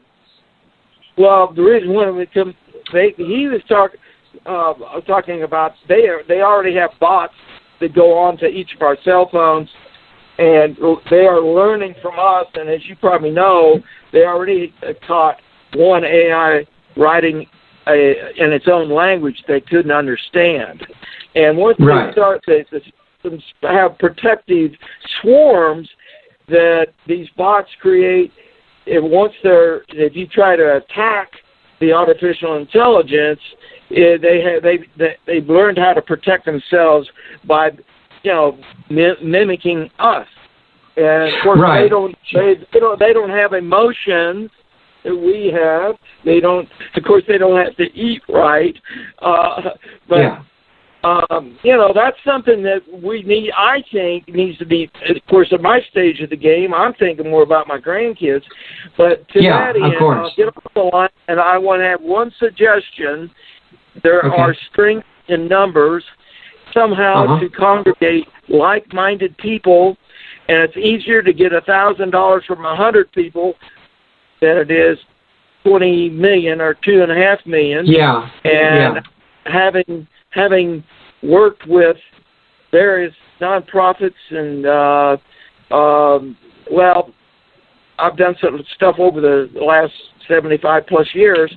I highly recommend that we get somehow strength in numbers, and then the word gets out. It's geometric progression, but it has to be like-minded people. So you're not the oddball measuring electromagnetic waves at the gym like I am. Yeah, exactly. Well, you have to just do other like-minded people. Yeah, exactly. I'm open to any suggestions because the organization and money stuff, I'm not an expert in any of that. So I'm open to any suggestions for that or networking things or whatever you think would be useful. So, and you can always reach me by email too during the week if you want to. Sure. All right. I also want to respond to something else you said too. Yeah, Richard, another thing that you mentioned. Go ahead. Yes, sir. Go ahead. No, I'm sorry. Oh, yeah, I just wanted to tell you that as far as your AI comment goes, remember that the AI in itself is not malevolent. It's the programmers that are.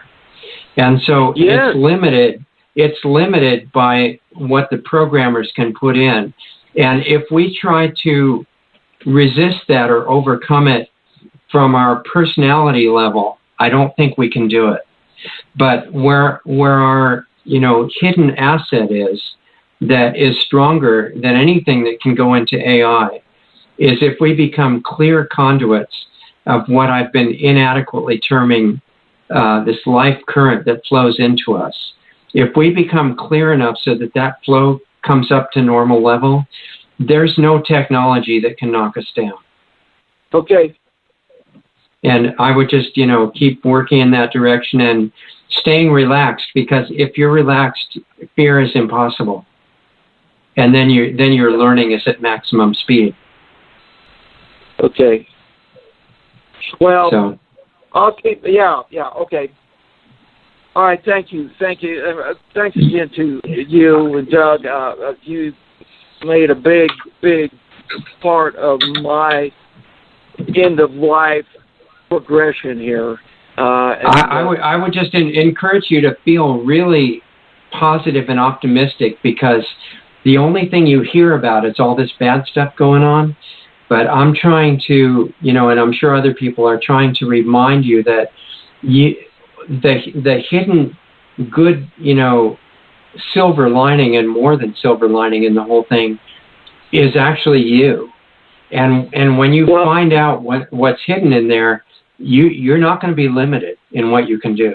Well, thank you, and I want to underline and capitalize what you just said, because the other day, about a month ago or so, I was driving into town. I had a beautiful drive from my little cabin into town, and that's my ritual. That's where I can shower and everything in there. So I'm driving into town, and you had said the night before to love the chemtrail pilot.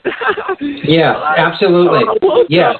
When I looked up, and they were literally, I said, how do those guys know? They're right over me, joking in my mind. And I started laughing, and I said, Richard, I will really try to look. And, I really, really did take your advice, and you will not believe. And when I first heard it, I said, yeah, right. He's not out here looking up at what I'm looking at. But what's wrong with this crazy radio host? I took your advice, and I had one of the best days. I had people come up to me and said, man, you're just putting off an aura.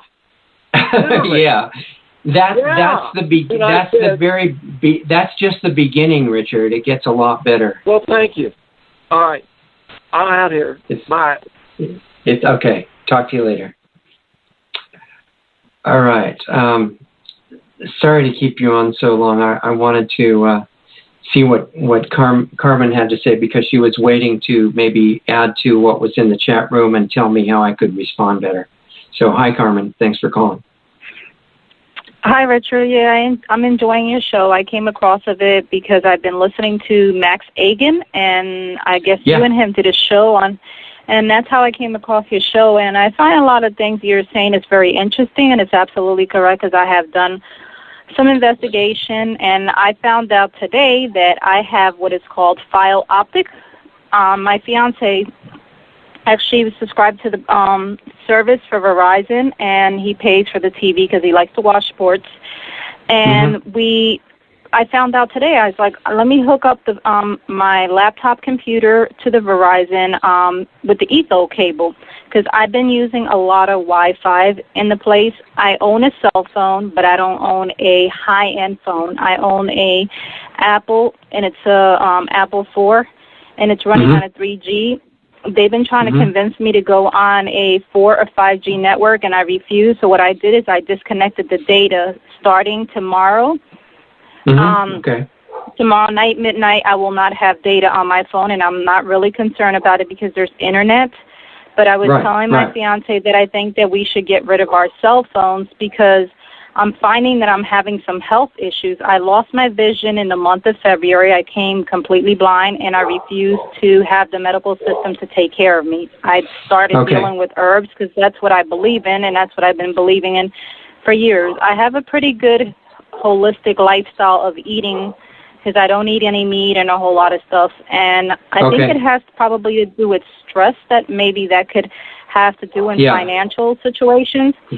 But I'm trying to stay positive with all this 5G because everywhere you go, it's like you're swamped with electromagnetic everywhere you go. If you go to a coffee shop, there's people using internet there. If you go stand at a bus stop, people on the buses, inside the buses are using their cell phones. So it's like a catch-22. But I really have no idea what to do with this Verizon Files in the apartment. I was thinking about, what I do is I've lately been unplugging it, and I find that I'm able to get much rest at nighttime because before I was like struggling to sleep. So what I do is I unplug it from the jack, and everything's turned off because the modem is near our room, and I was suggesting to my fiance to turn it in the kitchen, but then I said to myself, we're still going to get swamped no matter where we put it in. Yeah, you just have to minimize those things the best you can. If your fiance is not totally familiar with it, have him listen to Barry Trower and some people like that, because that will get him thinking along exactly the same lines if he's not already. Well, he understands about our economical system a little bit, a whole lot, because he's not born here in the U.S. He's from Dominican Republic. So the information is very suppressed over there. He doesn't know a whole lot, and he doesn't speak English that well. So it's kind of difficult to him to grasp to a lot of things that he's never been taught. I educate him on certain things, but he's like, oh, I don't want to hear it, and I can't change him because... you know, he's up in age. He just turned 74 years old. It's not like he's in his 20s or 30s. So, I mean, I did a big accomplishment to get him to change his lifestyle of eating and get him to not take his prescription medicine because he's not taking anything for diabetes. And he tested his sugar today, and it was like 80. I was like really, really off the hook. I mean, it was like a joyful day to me to see that his sugar is going down. Congratulations. Just dealing with thank you. Yeah, with just dealing with an alkaline lifestyle of eating and just taking alkaline herbs. He's trying to stay away from the processed food and stuff like that. Yeah, I don't buy anything out. Yeah, I have to eat conventional because I don't grow. I live in an apartment and we don't have access to a yard to grow food. But I do not eat like meat, dairy, or anything like that. Everything I make myself at scratch at home. Okay, good. That's great. So, do you have access to a store that has organic food? It's very difficult. I live in an area where it's predominantly mixed Arabic, Egyptian, and Indian. So you can't find a whole lot of organic stuff around here. And if you do, it's like extremely off the hook to pay for it. Right. I was wondering if you could like once a week make it to a Whole Food store or something like that. Just to get some fresh stuff. We don't have one.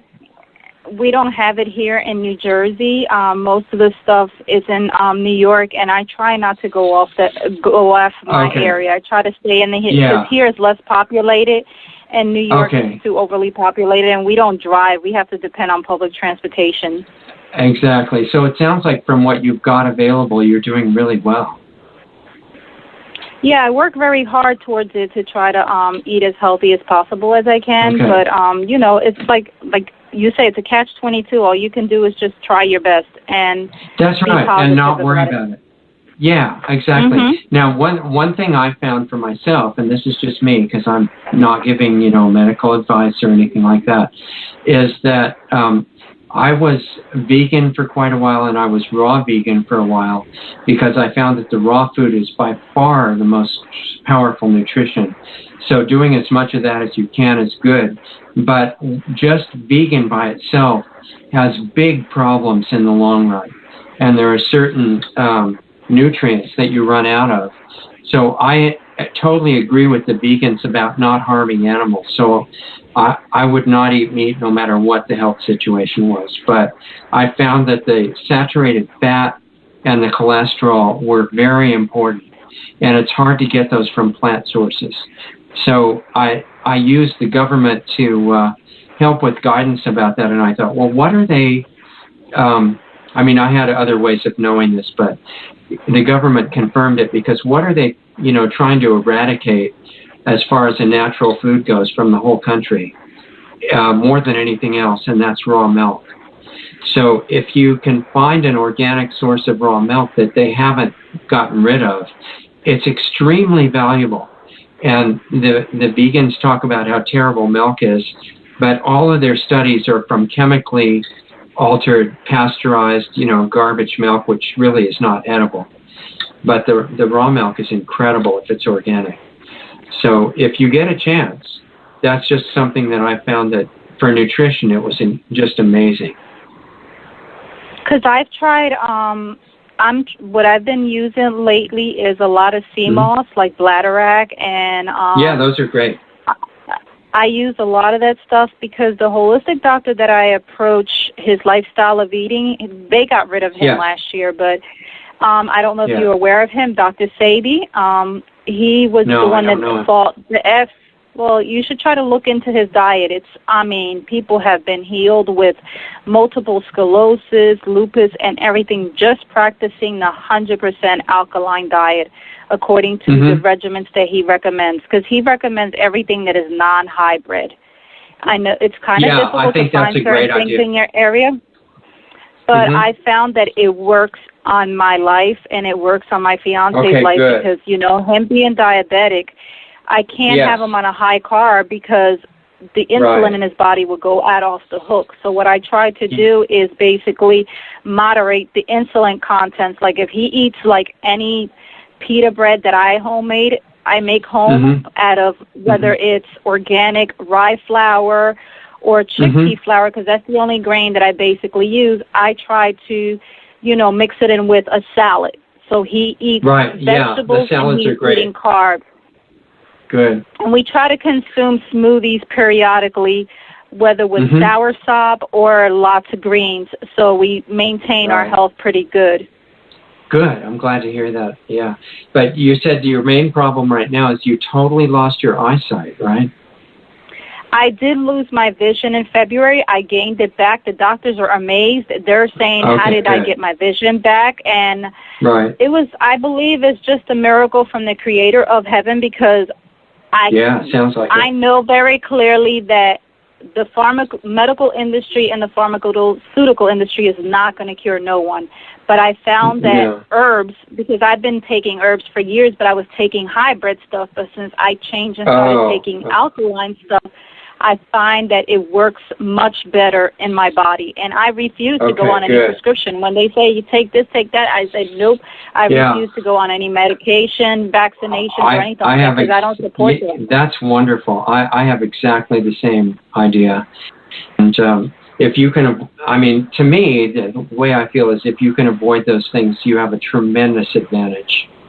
And your immunity is much better that way, too. Yeah, and the body heals very quick. Like earlier I was dealing with a headache. All I just did was just wet a washcloth, laid in the bed. I had a few pieces of watermelon. The headache subsided. Do I have herbs to take it? Yeah, but I just wanted it to subside on its own, and it subsided. So I feel good about it, but I know it's that fantastic, this electromagnetic stuff that we're being swamped with, I'm trying as hard to use as less possible as Wi-Fi. That's very smart. And if you ever do talk on a cell phone, you set it down on a table and put the speakerphone on, so that you're not pushing it against your body. Should I use earplugs or should I not? Should I use the earplugs or I still? I think the speakerphone is better if you can do it. Okay, because my speakerphone sometimes is not working, and I really don't want to buy a brand new phone. I'm trying to keep this phone as much as I can. How long have you had the phone? Well, my fiance had it. He upgraded to a new iPhone 6, which has been a year that he's had it. He had this phone for quite a while, and he passed it on to me. Okay, I'm just mentioning that because sometimes if the phone is old enough, they'll give you a new one for almost no money, especially if you're not asking for a new model. Well, the company that I deal with, they won't give me because I'm not on a contract. I'm on a prepaid, so they want me to buy a brand new phone. Okay, I got it. Yeah, well, if you can't use speakerphone, then you can use the earbud things, and that's the next best thing. But just as long as you don't hold the phone against your body, because that's probably the worst way to do it. Well, what I'm going to start doing is just not I put the phone in my backpack, but I don't I'm trying to limit to be on the phone when calls come in. I try to let it go into voicemail, and when I'm home, I contact people that I'll sit it on the table, because when I've been finding out that all this radiation is affecting people, I really don't want to start seeing some problems down the road. Absolutely. Do you have a laptop at home that has a Ethernet connection so you don't need Wi-Fi for it? Yeah, we do. We both have laptops here that we can Okay, because let me tell you something, that if you don't mind making phone calls from home, you go to Skype, and for something like, I don't know, $6 a month, it will let you call anywhere in North America, unlimited time. And the sound is really good. It comes through your speakers and your headphones and your microphone, and it works great. And it'll call a telephone anywhere on the continent. Okay, yeah, I was using to one point of Skype, but when I found out that the owner that used to own it sold it to someone else that I don't agree with, I limited using Skype. Well, there are several programs that'll work like that make the computer into a telephone without radiation. And it's just another possible thing to look at. It's very cheap. Oh. Okay, yeah, because my phone plan is not that expensive, and neither my fiance's. Neither one of us pay not even close to $60 for both. Well, his phone is $50, mine is just $25. Yeah, that's great. So I don't know if you can use this for anything, but it's another alternative if you want to just not even need to talk on the cell phone.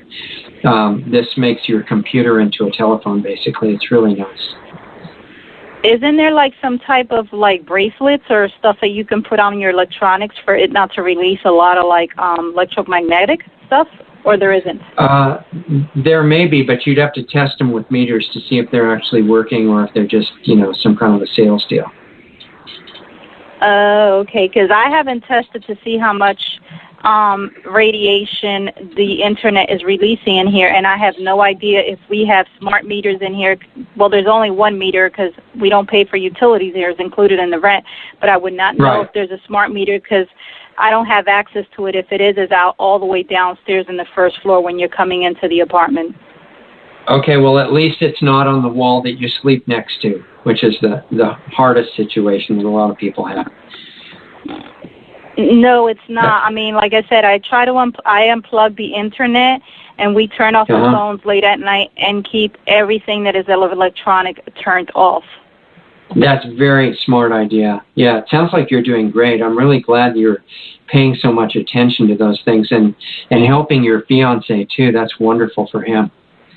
So it's very encouraging. I mean, it's a very, very big miracle to get him to change from the way that he was eating to the way he's eating right now, because I thought I would never be able to accomplish that, and I am extremely happy about that because he was very, very addicted to a lot of processed food and heavily addicted to sugar.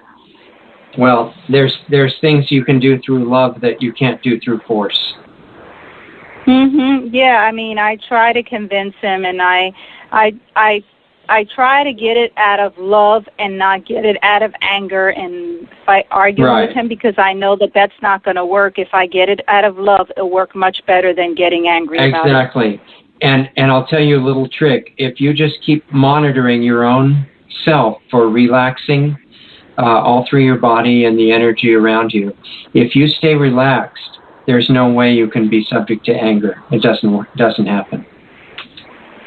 And it's interesting that you say that to me, because my cousin says to me that we can't take down the evilness out of this earth without love. And she said, if you loved, and she gave me a scripture, which I have to look at it because she reads the Bible, but she don't go to the church. And she said to me, Carmen, we have to basically, it says love our enemies. And, you know, when you were discussing that, it just brought me back memories to what she said. She says, we're not to hate our enemies, even though that our enemies are bad. We're supposed to love them, because when we love them, we win them over. And that's right. If you get strong, it happens. And I'm like, oh, my gosh. At the moment when she said that to me, it didn't make sense, but I had to meditate about it. And then I called her back and I said to her, you know what? You're absolutely correct. She says, I've been telling you this for years. I learned this through my grandmom, and she's still alive. And she says, we cannot take evil with evil. We can take evil down with good. She's exactly right. I completely agree with her. So, and I think that's the only way we will be able to change the world, is by loving one another and not arguing with one another about who's right and who's wrong. That's exactly right, because you can make all these changes even if you never say anything. Yes, you're correct. And when you were saying that earlier, I said to myself, wow, this brings me a lot of memories of certain things that I've heard in the past. Yeah, exactly. So, but thank you so much for your show, and I'm going to continue to tune in and read things on the internet and stuff like that. Okay, that would be wonderful. I look forward to your being back here next week, and hopefully tomorrow too, if you have time. Yeah, I'll tune in tomorrow. It's going to be on Blog Talk, or it's going to be on YouTube?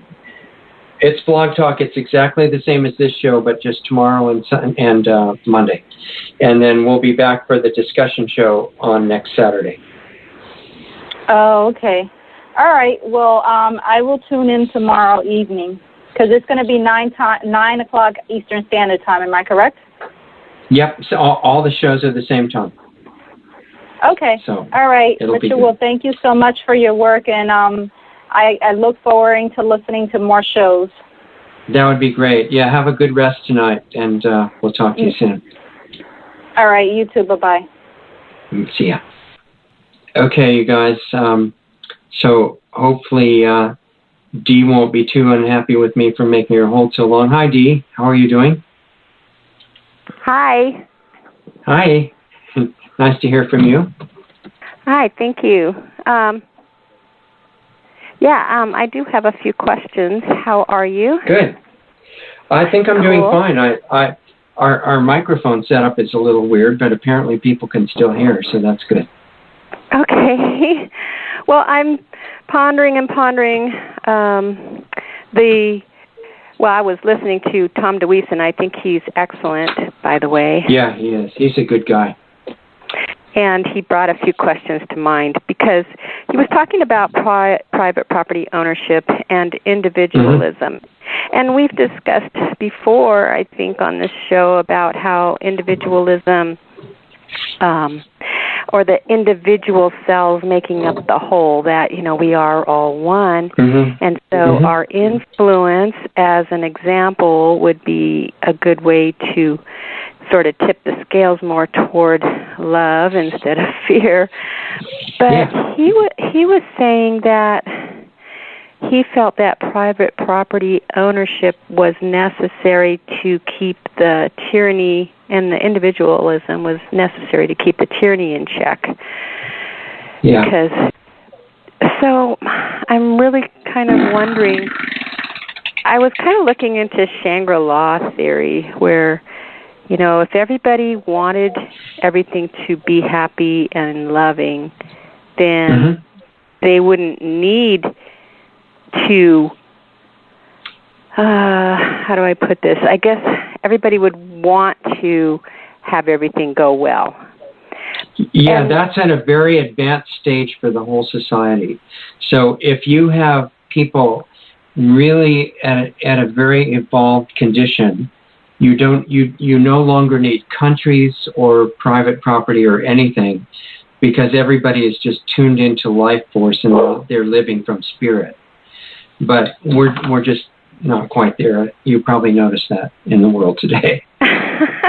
Well, yeah, but then that brings me to another question, because my take on reading a few things is that the whole experiment of being on this planet, and especially being human, is that we need to have a balance between our left brain and our right brain, and that our feminine nature has been sort of flipped over to a left brain dominant sort of a place right now, and that's why we have so many problems right now.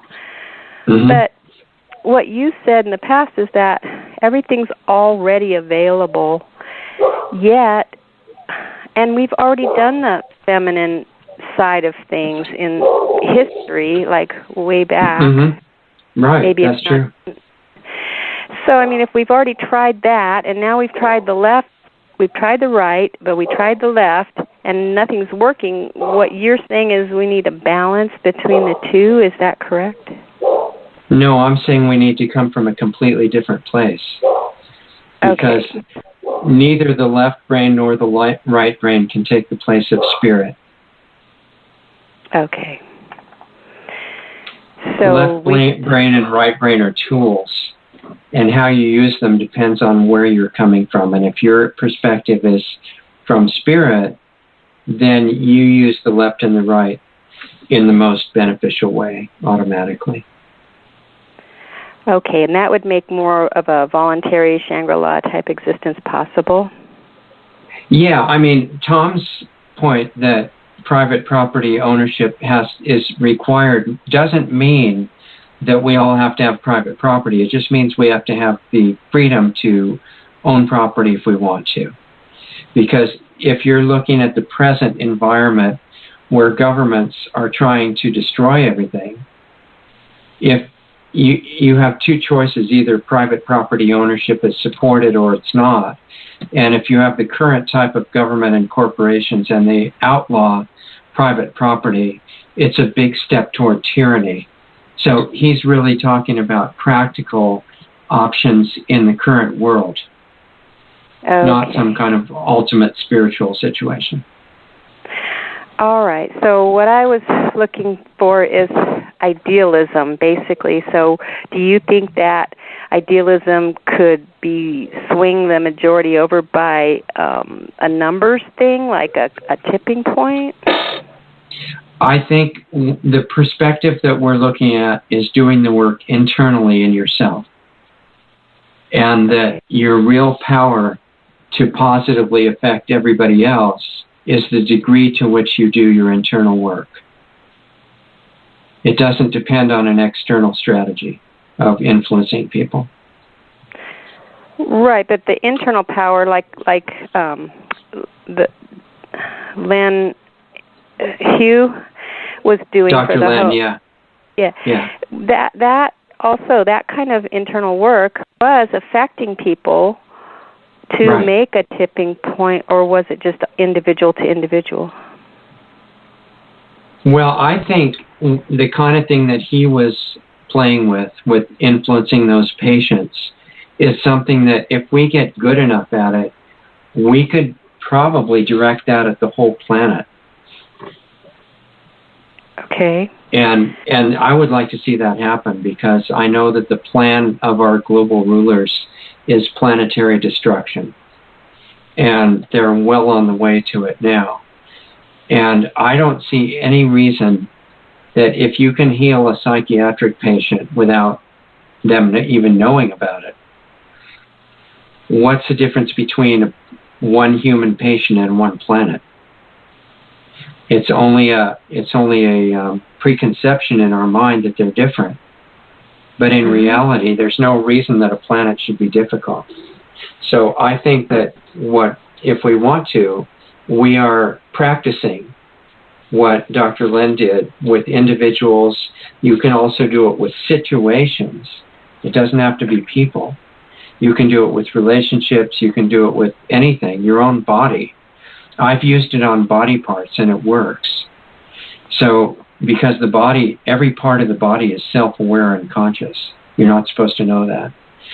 And so, when we practice those things on a small scale, and then we gradually get over the idea that something big is difficult, my feeling is that we're going to be able to direct it at the planet as a whole and be able to heal the ecosystems, and also the individuals in positions of power are going to start feeling differently than they do now.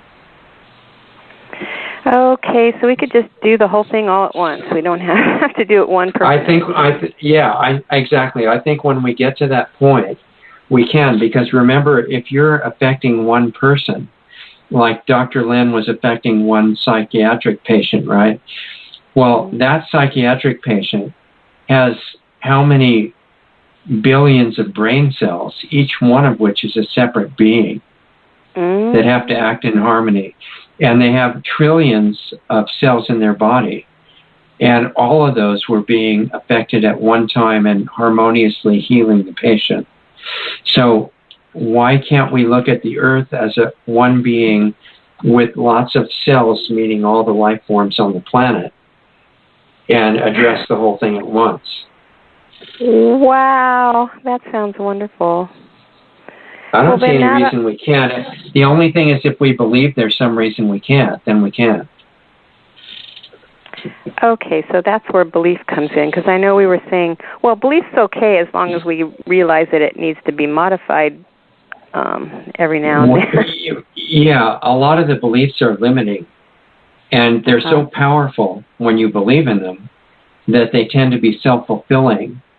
So if you believe on a simple level that you can't play basketball, you're going to make sure that you never get the ball in the basket. And if you believe that a big healing job is too much for the Ho'oponopono system, then it's not going to work. And the problem is that we have our most powerful beliefs outside the range of our conscious awareness. So that's one of the many reasons that we want to make mind our devoted ally, because everything is conscious to mind, the information-wise. That brings me to another kind of question I had, which was that if the subconscious mind is what our ally mind is going to tap into for us to help us accomplish this goal, and the whole subconscious mind of humanity is very twisted or changed and corrupted right now, how is our ally mind going to get our subconscious to get that job done? If your unconscious mind is clear, it doesn't matter that humanity's, is mostly a mess. Yours can still be clear. You don't depend on them. They're connected, and so yours can influence the other ones. But if you have clarity, you don't have to wait for everybody else to be clear too for it to work. Oh, is that one of those paradoxes you were talking about? Well, it's just a different interpretation of what they talk about as collective unconscious. Because here I'm not talking about the collective unconscious. I'm talking about your mind. Oh. And it's just yours. That's it. Now, it's connected to everybody else's, and it has access to theirs because they're all connected, and it's not secret. But they can stay in a mess for the moment, and yours can be clear and can still give you access to everything in your own mind. So you don't have to wait for the world to get clear for that. Okay, is that because it's my hologram or my movie and I can... Yeah, you're in your world, you are the creator of your whole hologram or the projector of it. Nobody else. And everybody else moving around in your movie is projected by you, just like you're projected by them. So you have unlimited power to change anything in your movie with this whole Ho'oponopono system or anything related to that. Or just really tuning into this universal healing life current and letting it flow through you and then out to everybody else. Once you really do that, there's no Wi-Fi that even comes close to that. Okay, but if it's just flowing through, then I'm not creating it. I'm just repeating it. It's not part of co-creation, Yeah, you don't have to create it. Like, there's some healers, like some of the Qigong healers and people like that. They heal with energy, but they're totally exhausted after they heal somebody. They're doing it from their own energy, so it's severely limited, and it depends on their own concepts of everything. If you make your priority to scan for this incoming life force energy and let it flow through you and heal everything in you and clear your understandings and because everything comes from that, and then let it go out after it's done that from you continuously to everybody else, its tendency is to heal everything, and it knows what needs healing and how to do it. So you're not going to have to figure out the details at all. All you have to do is relax and enjoy the process. Oh, but am I magnifying it? What am I doing to add to it? Letting it go through you is your contribution. Does that make it stronger? I think it gives it access to things on the physical level that otherwise, wouldn't feel it as sharply. Because what I'm just saying from what I've observed, people that have started to do this, the people in their circle around them, some of them start spontaneously changing, and everybody starts relating to them differently. They start getting different spontaneous ideas. And I suspect as you get clearer and clearer, which is a step-by-step process, that immediacy and the power of the effect on the people around you is going to keep increasing. So there's something about it coming through us that because you're the center of your hologram, you're the one that's important in your world to give permission for this thing to work.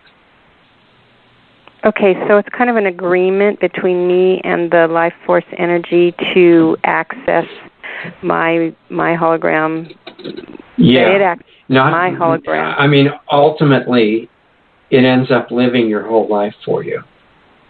It's a really hard thing to explain coherently, but the more it does that, it keeps having a stronger and stronger influence on the outside and on you. Okay. And pretty soon, in the end, nobody can tell. I mean, you're still D. You're still your personality. But what's right behind that is this infinite, overwhelming life healing force. And it just, even if people aren't very aware, they're going to know something really unusual is happening. And the main good thing it does for them is it reminds some part of them that is what they can do as well. And it's also who they are. Right, as an example. And so the flexibility would be the key for me. I have to stay flexible. Would that be maybe? You have to stay really open and receptive and paying attention. That's what you want to come into you, and you're constantly reaffirming that you're giving it permission. You don't have to do it in words necessarily, but that message has to go out. And that's what I mean by scanning for that frequency. Because if you're inviting it, that's like tuning the radio to it. Yeah, so inviting is important. Well, I've been doing that, and it's been working. I know. It's pretty powerful. It just keeps getting, the more constant, you just start getting more aware of the little inconsistencies in your connection, and you start making it more smooth and constant. And it's like you're holding the hose, right? You're trying to get water out of it, but your grip was so tight that the water was stopped, and now you're getting some water. And if you're not aware that you're still holding the hose a little bit. So it's a process of removing more and more of the blocking. And the more that you do, the more amazing your experience gets. Just watching it come through you is going to be incredible. So I just have to remember, and then is that how I co-create with it, is just remember to unblock? Yeah, because you're going to have the same desire as it has to heal things.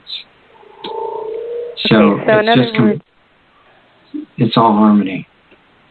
Okay, but it's already there. It's already done. Yeah, it's a done deal. We're not going to make anything new.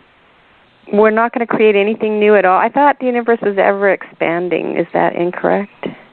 Well, yeah, but what I mean is that it's already doing that. It's not waiting for us to do it.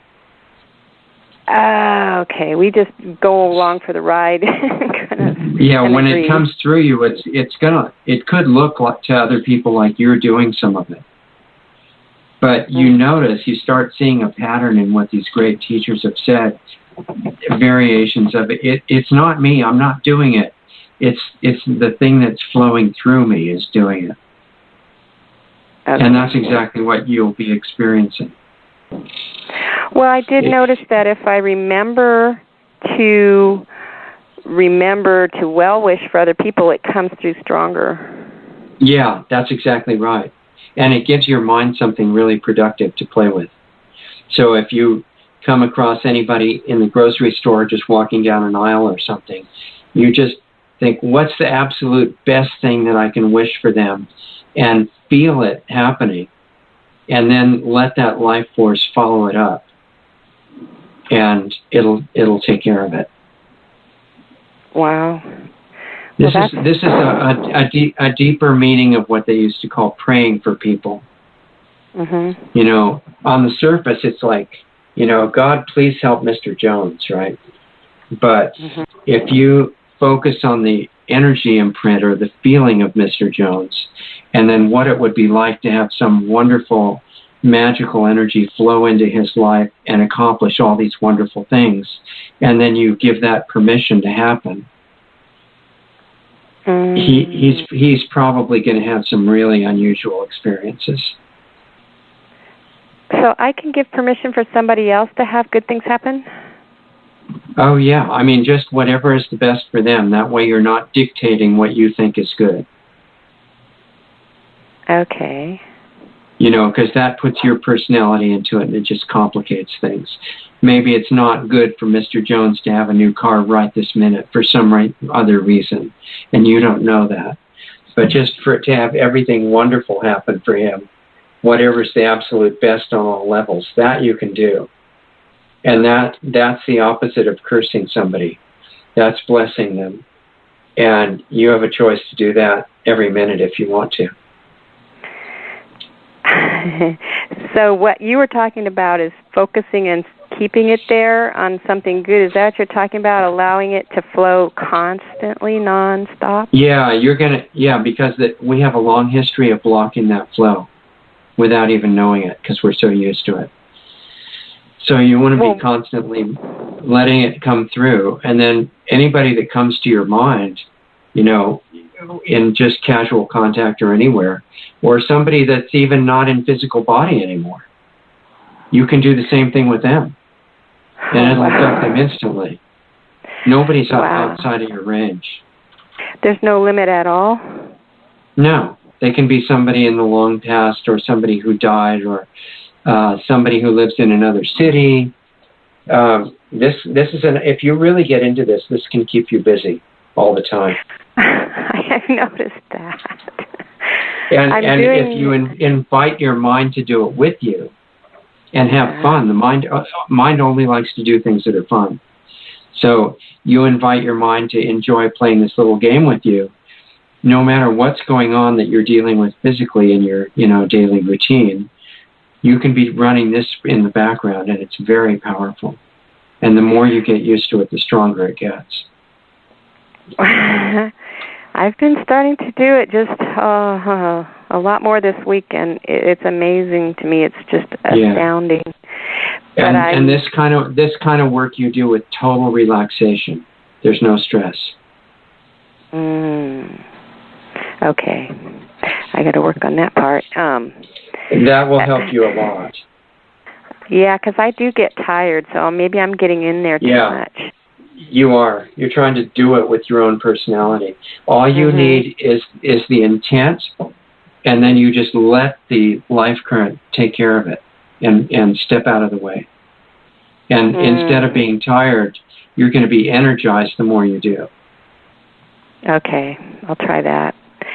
You'll know whether you're relaxing the right way by how you feel afterwards.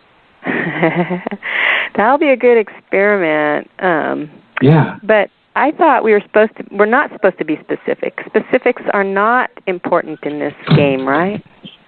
No, I'm saying let that life current come through and do everything that it wants to do, because its tendency is to heal and harmonize everything. But if somebody is brought to your attention, because they walk by or because you think of them or whatever, you can specifically say, that you want them blessed in every possible way that is right for them, and then turn it over to life current to do that. That's the same as God. That's God without the preconception of the mean guy sitting on the cloud throwing thunderbolts and stuff. This is just taking the form out of it and letting the real life force come through. Okay, so if I add my agreement and then step out of the way, it just makes it that much more better? Yeah. Then you just observe, and you'll see it much more powerful.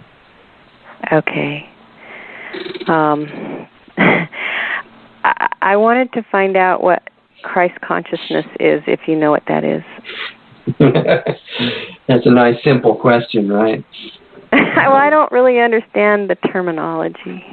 Well, first of all, every religion and belief system and sect and philosophy has their own definition of that they say that's the only one that's correct. So there's lots of those, and they're probably never going to stop debating because they don't want to, change whatever they think. But in general, if that's been taught by every teacher of that level, which is really all the same teacher in different forms, they're ultimately at the top level, they're saying your consciousness merges with the consciousness of the source, so there's no difference between you and where you came from. It's like in the Bible there are quotes, my Father and I are one, right? But the Father thing was put in as a religious interpretation that it was a male figure and all that. The ultimate source, it doesn't even fit into words. But they're talking about the same thing. It's that every single one of us has the potential to be completely merged into the source that teacher is merged into. And so that consciousness, where your consciousness of the one original source, and that includes everything, that's the highest level that I know of it.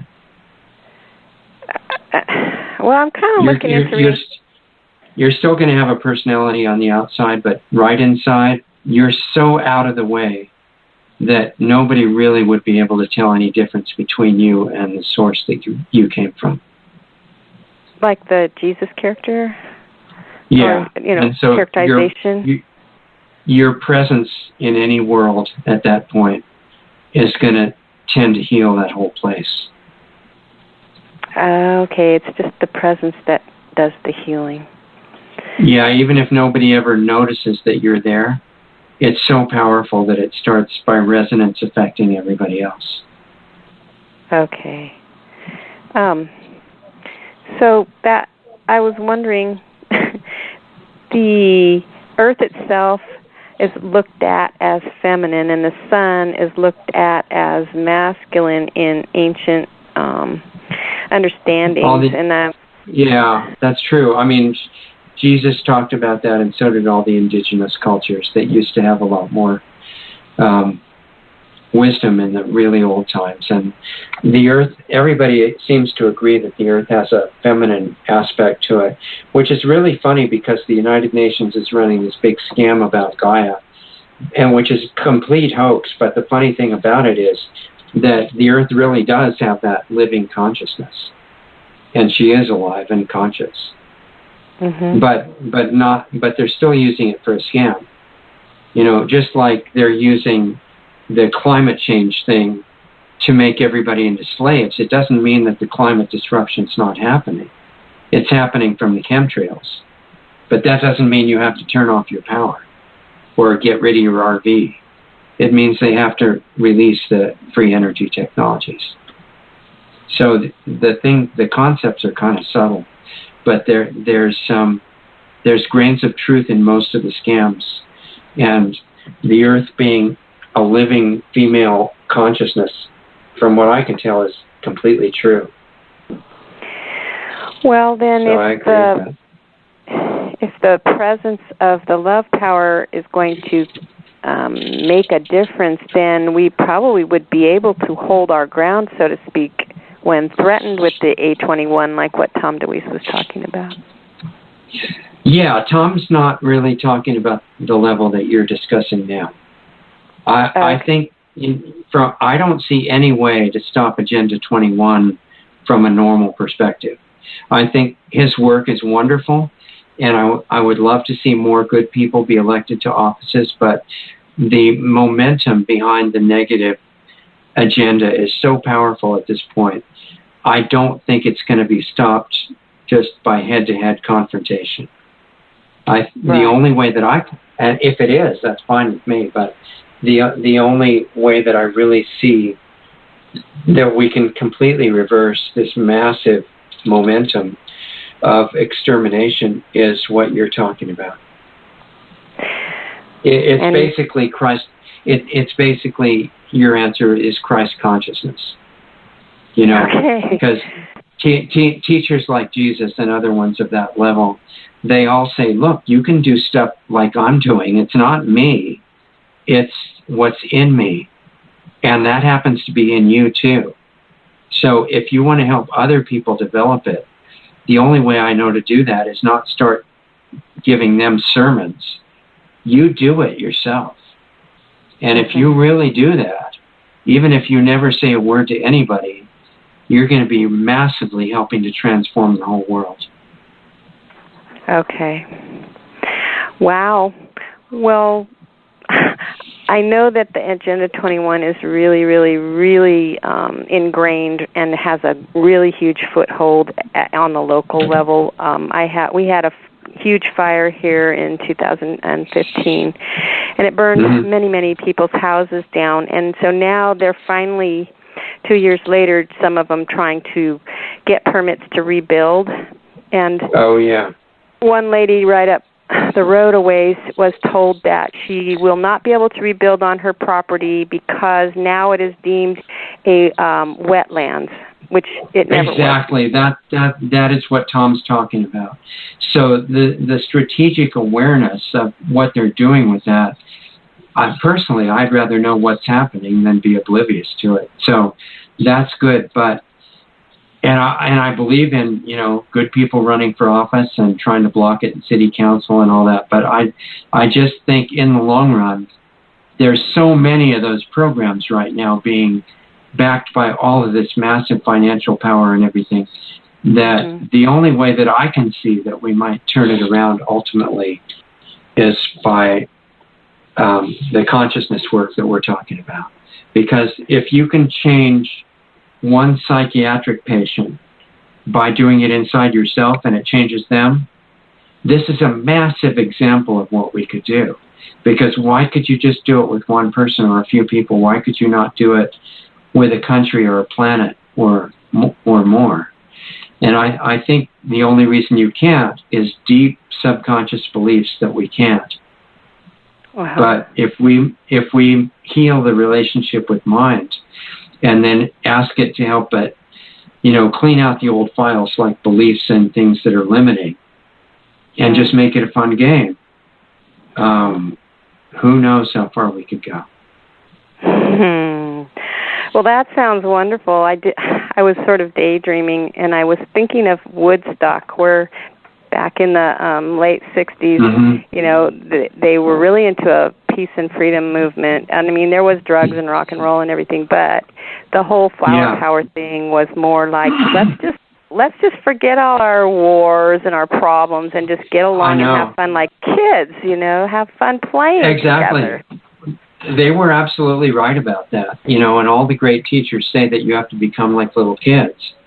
And I don't think it's commonly understood, but it's like, a healthy little kid, not the ones that are being messed up now, but a normal, healthy little kid is not holding grudges against anybody. It doesn't want to go beat anybody up.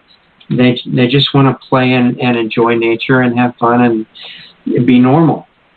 And I think that frame of mind is part of the necessary foundation to let this force flow through you.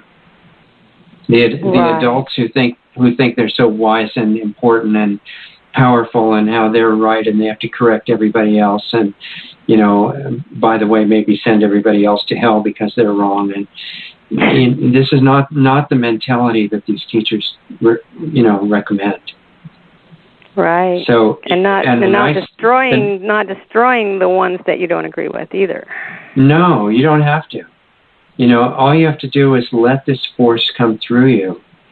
And if you can manage that's really takes care of all the rest, because that force is what does all the really major things in your life anyway. So inviting it in more and getting the mind to help you remove the blocks that are still there and making it a game, like a little kid's game, that's more powerful than every cell tower in the world. And I think we're going to see that. Yeah, I think it's our work is all fun. It's not horrible, stressful type work. Neat. Well, I did visualize the ones that are up in the higher levels trying to put these agendas in place, and I imagine them taking their suits off, these corporate executives taking their suits off and sliding down the mudslide at Woodstock. Yeah. Remember, what was the lady's name? Joni Mitchell wrote a song for Woodstock. She didn't get to go to the concert, but she wrote a song for it, and she called it Woodstock. And that was the song where they said, we have to get back to the garden. And there was a line in that song, and she said something about imagining the bombers overhead turning into butterflies or something like that. Yeah. And in energy level, that's what I'm talking about. I'm not saying that the chemtrail planes will turn into butterflies, but the pilots could start getting some very unusual ideas if we do this right. All right, I'm going to be playing this week. Yeah, that's the only only assignment is just try out these different games and get good at them. Okay, I am definitely going to have fun. When we were kids, we played Monopoly, my sisters and I, and we would make up the rules and change them, and it was treacherous. But I think making up this game is going to be pretty cool. Yeah, everybody wins in this game. And instead of having to kill your enemies, the purpose of the game is to, like the other caller was saying, is love your enemies in such a real and practical way that they start becoming your friends. And we can do that. Right. Thank you so much. Yeah, well, thanks. I mean, it's my privilege to be here. I get to be in the middle of it. It's kind of fun. Well, we're growing numbers, and we love you, and I'll talk to you later. And thank you, Doug, and everybody else that called, and John, and I'll say good night. Okay. Have a good time and good rest tonight. Thank you. You too. Okay, guys. I guess I'm still audible through the mic and everything, and just want to remind you in the last couple of minutes we've got of the Sunday show tomorrow and the special one-time Monday show, the final part of the show with Stephen Greer's lecture on it. The new Facebook group that Emily started, please go to it so we have enough people visiting the Facebook group. Emily has put in a lot of work to that. And both sites, the LostArtsRadio.com, LostArtsResearchInstitute.com, sign up for the free newsletter. Give us some kind of traction on our YouTube channel because almost nobody goes there. They go to Blog Talk, so we need people on YouTube. The government seal of approval experience, was Stephen Greer was given that, fortunately, and they're trying to kick him off YouTube, so you know he's got to be really good. If you have a bunch of money, donate, please, to us, because we desperately need money, and we're not doing much of anything for that. Send me comments or questions or suggestions on the show, richard@lostartsradio.com, and any kind of feedback on Stephen Greer would be really interesting. In my contact with Stephen Greer, I was fortunate to meet him. I think he's one of the greatest people working for the benefit of the world right now. He might not be totally aware of what's going on with the political left and right stuff. I think he's still maybe stuck on thinking that the right, so-called political right, is the bad people and the left are the good people. But I don't care. I mean, he's doing great work. He's giving specific advice on how to make contact with benevolent societies that we generally either ignore or have our military kill. And he's putting a better option in front of humanity. I'm going to start working on some of his protocols as an experiment. I actually started a couple of days ago. I'll give you feedback on that. And then, so listen Sunday and Monday. Let me know what you think of it. And then, I'll just be really interested in what your ideas are. And thank you very much for being a part of the show tonight. I really enjoyed hearing from so many of you. I hope many more try to participate and call in. I know most are listening as archives, but I enjoy getting to talk to you in person when we get a chance. So anyway, I think that's just about all of it for tonight. I hope you have a really great night. Remember that you can still keep learning and getting all kinds of inspiring input at night during your so-called dreams and right before bed. As Stephen Greer has also suggested, give yourself a suggestion before you're going to sleep that all kinds of amazing input is going to come in during the night, and see what happens. If you make that a habit and you mean it at a deep emotional level, it will change what's happening with your dreams. I've experienced that a lot. And I just want you to have the best time possible in all areas of your life. So thanks so much for the time and sharing the show with us, and we'll see you next time.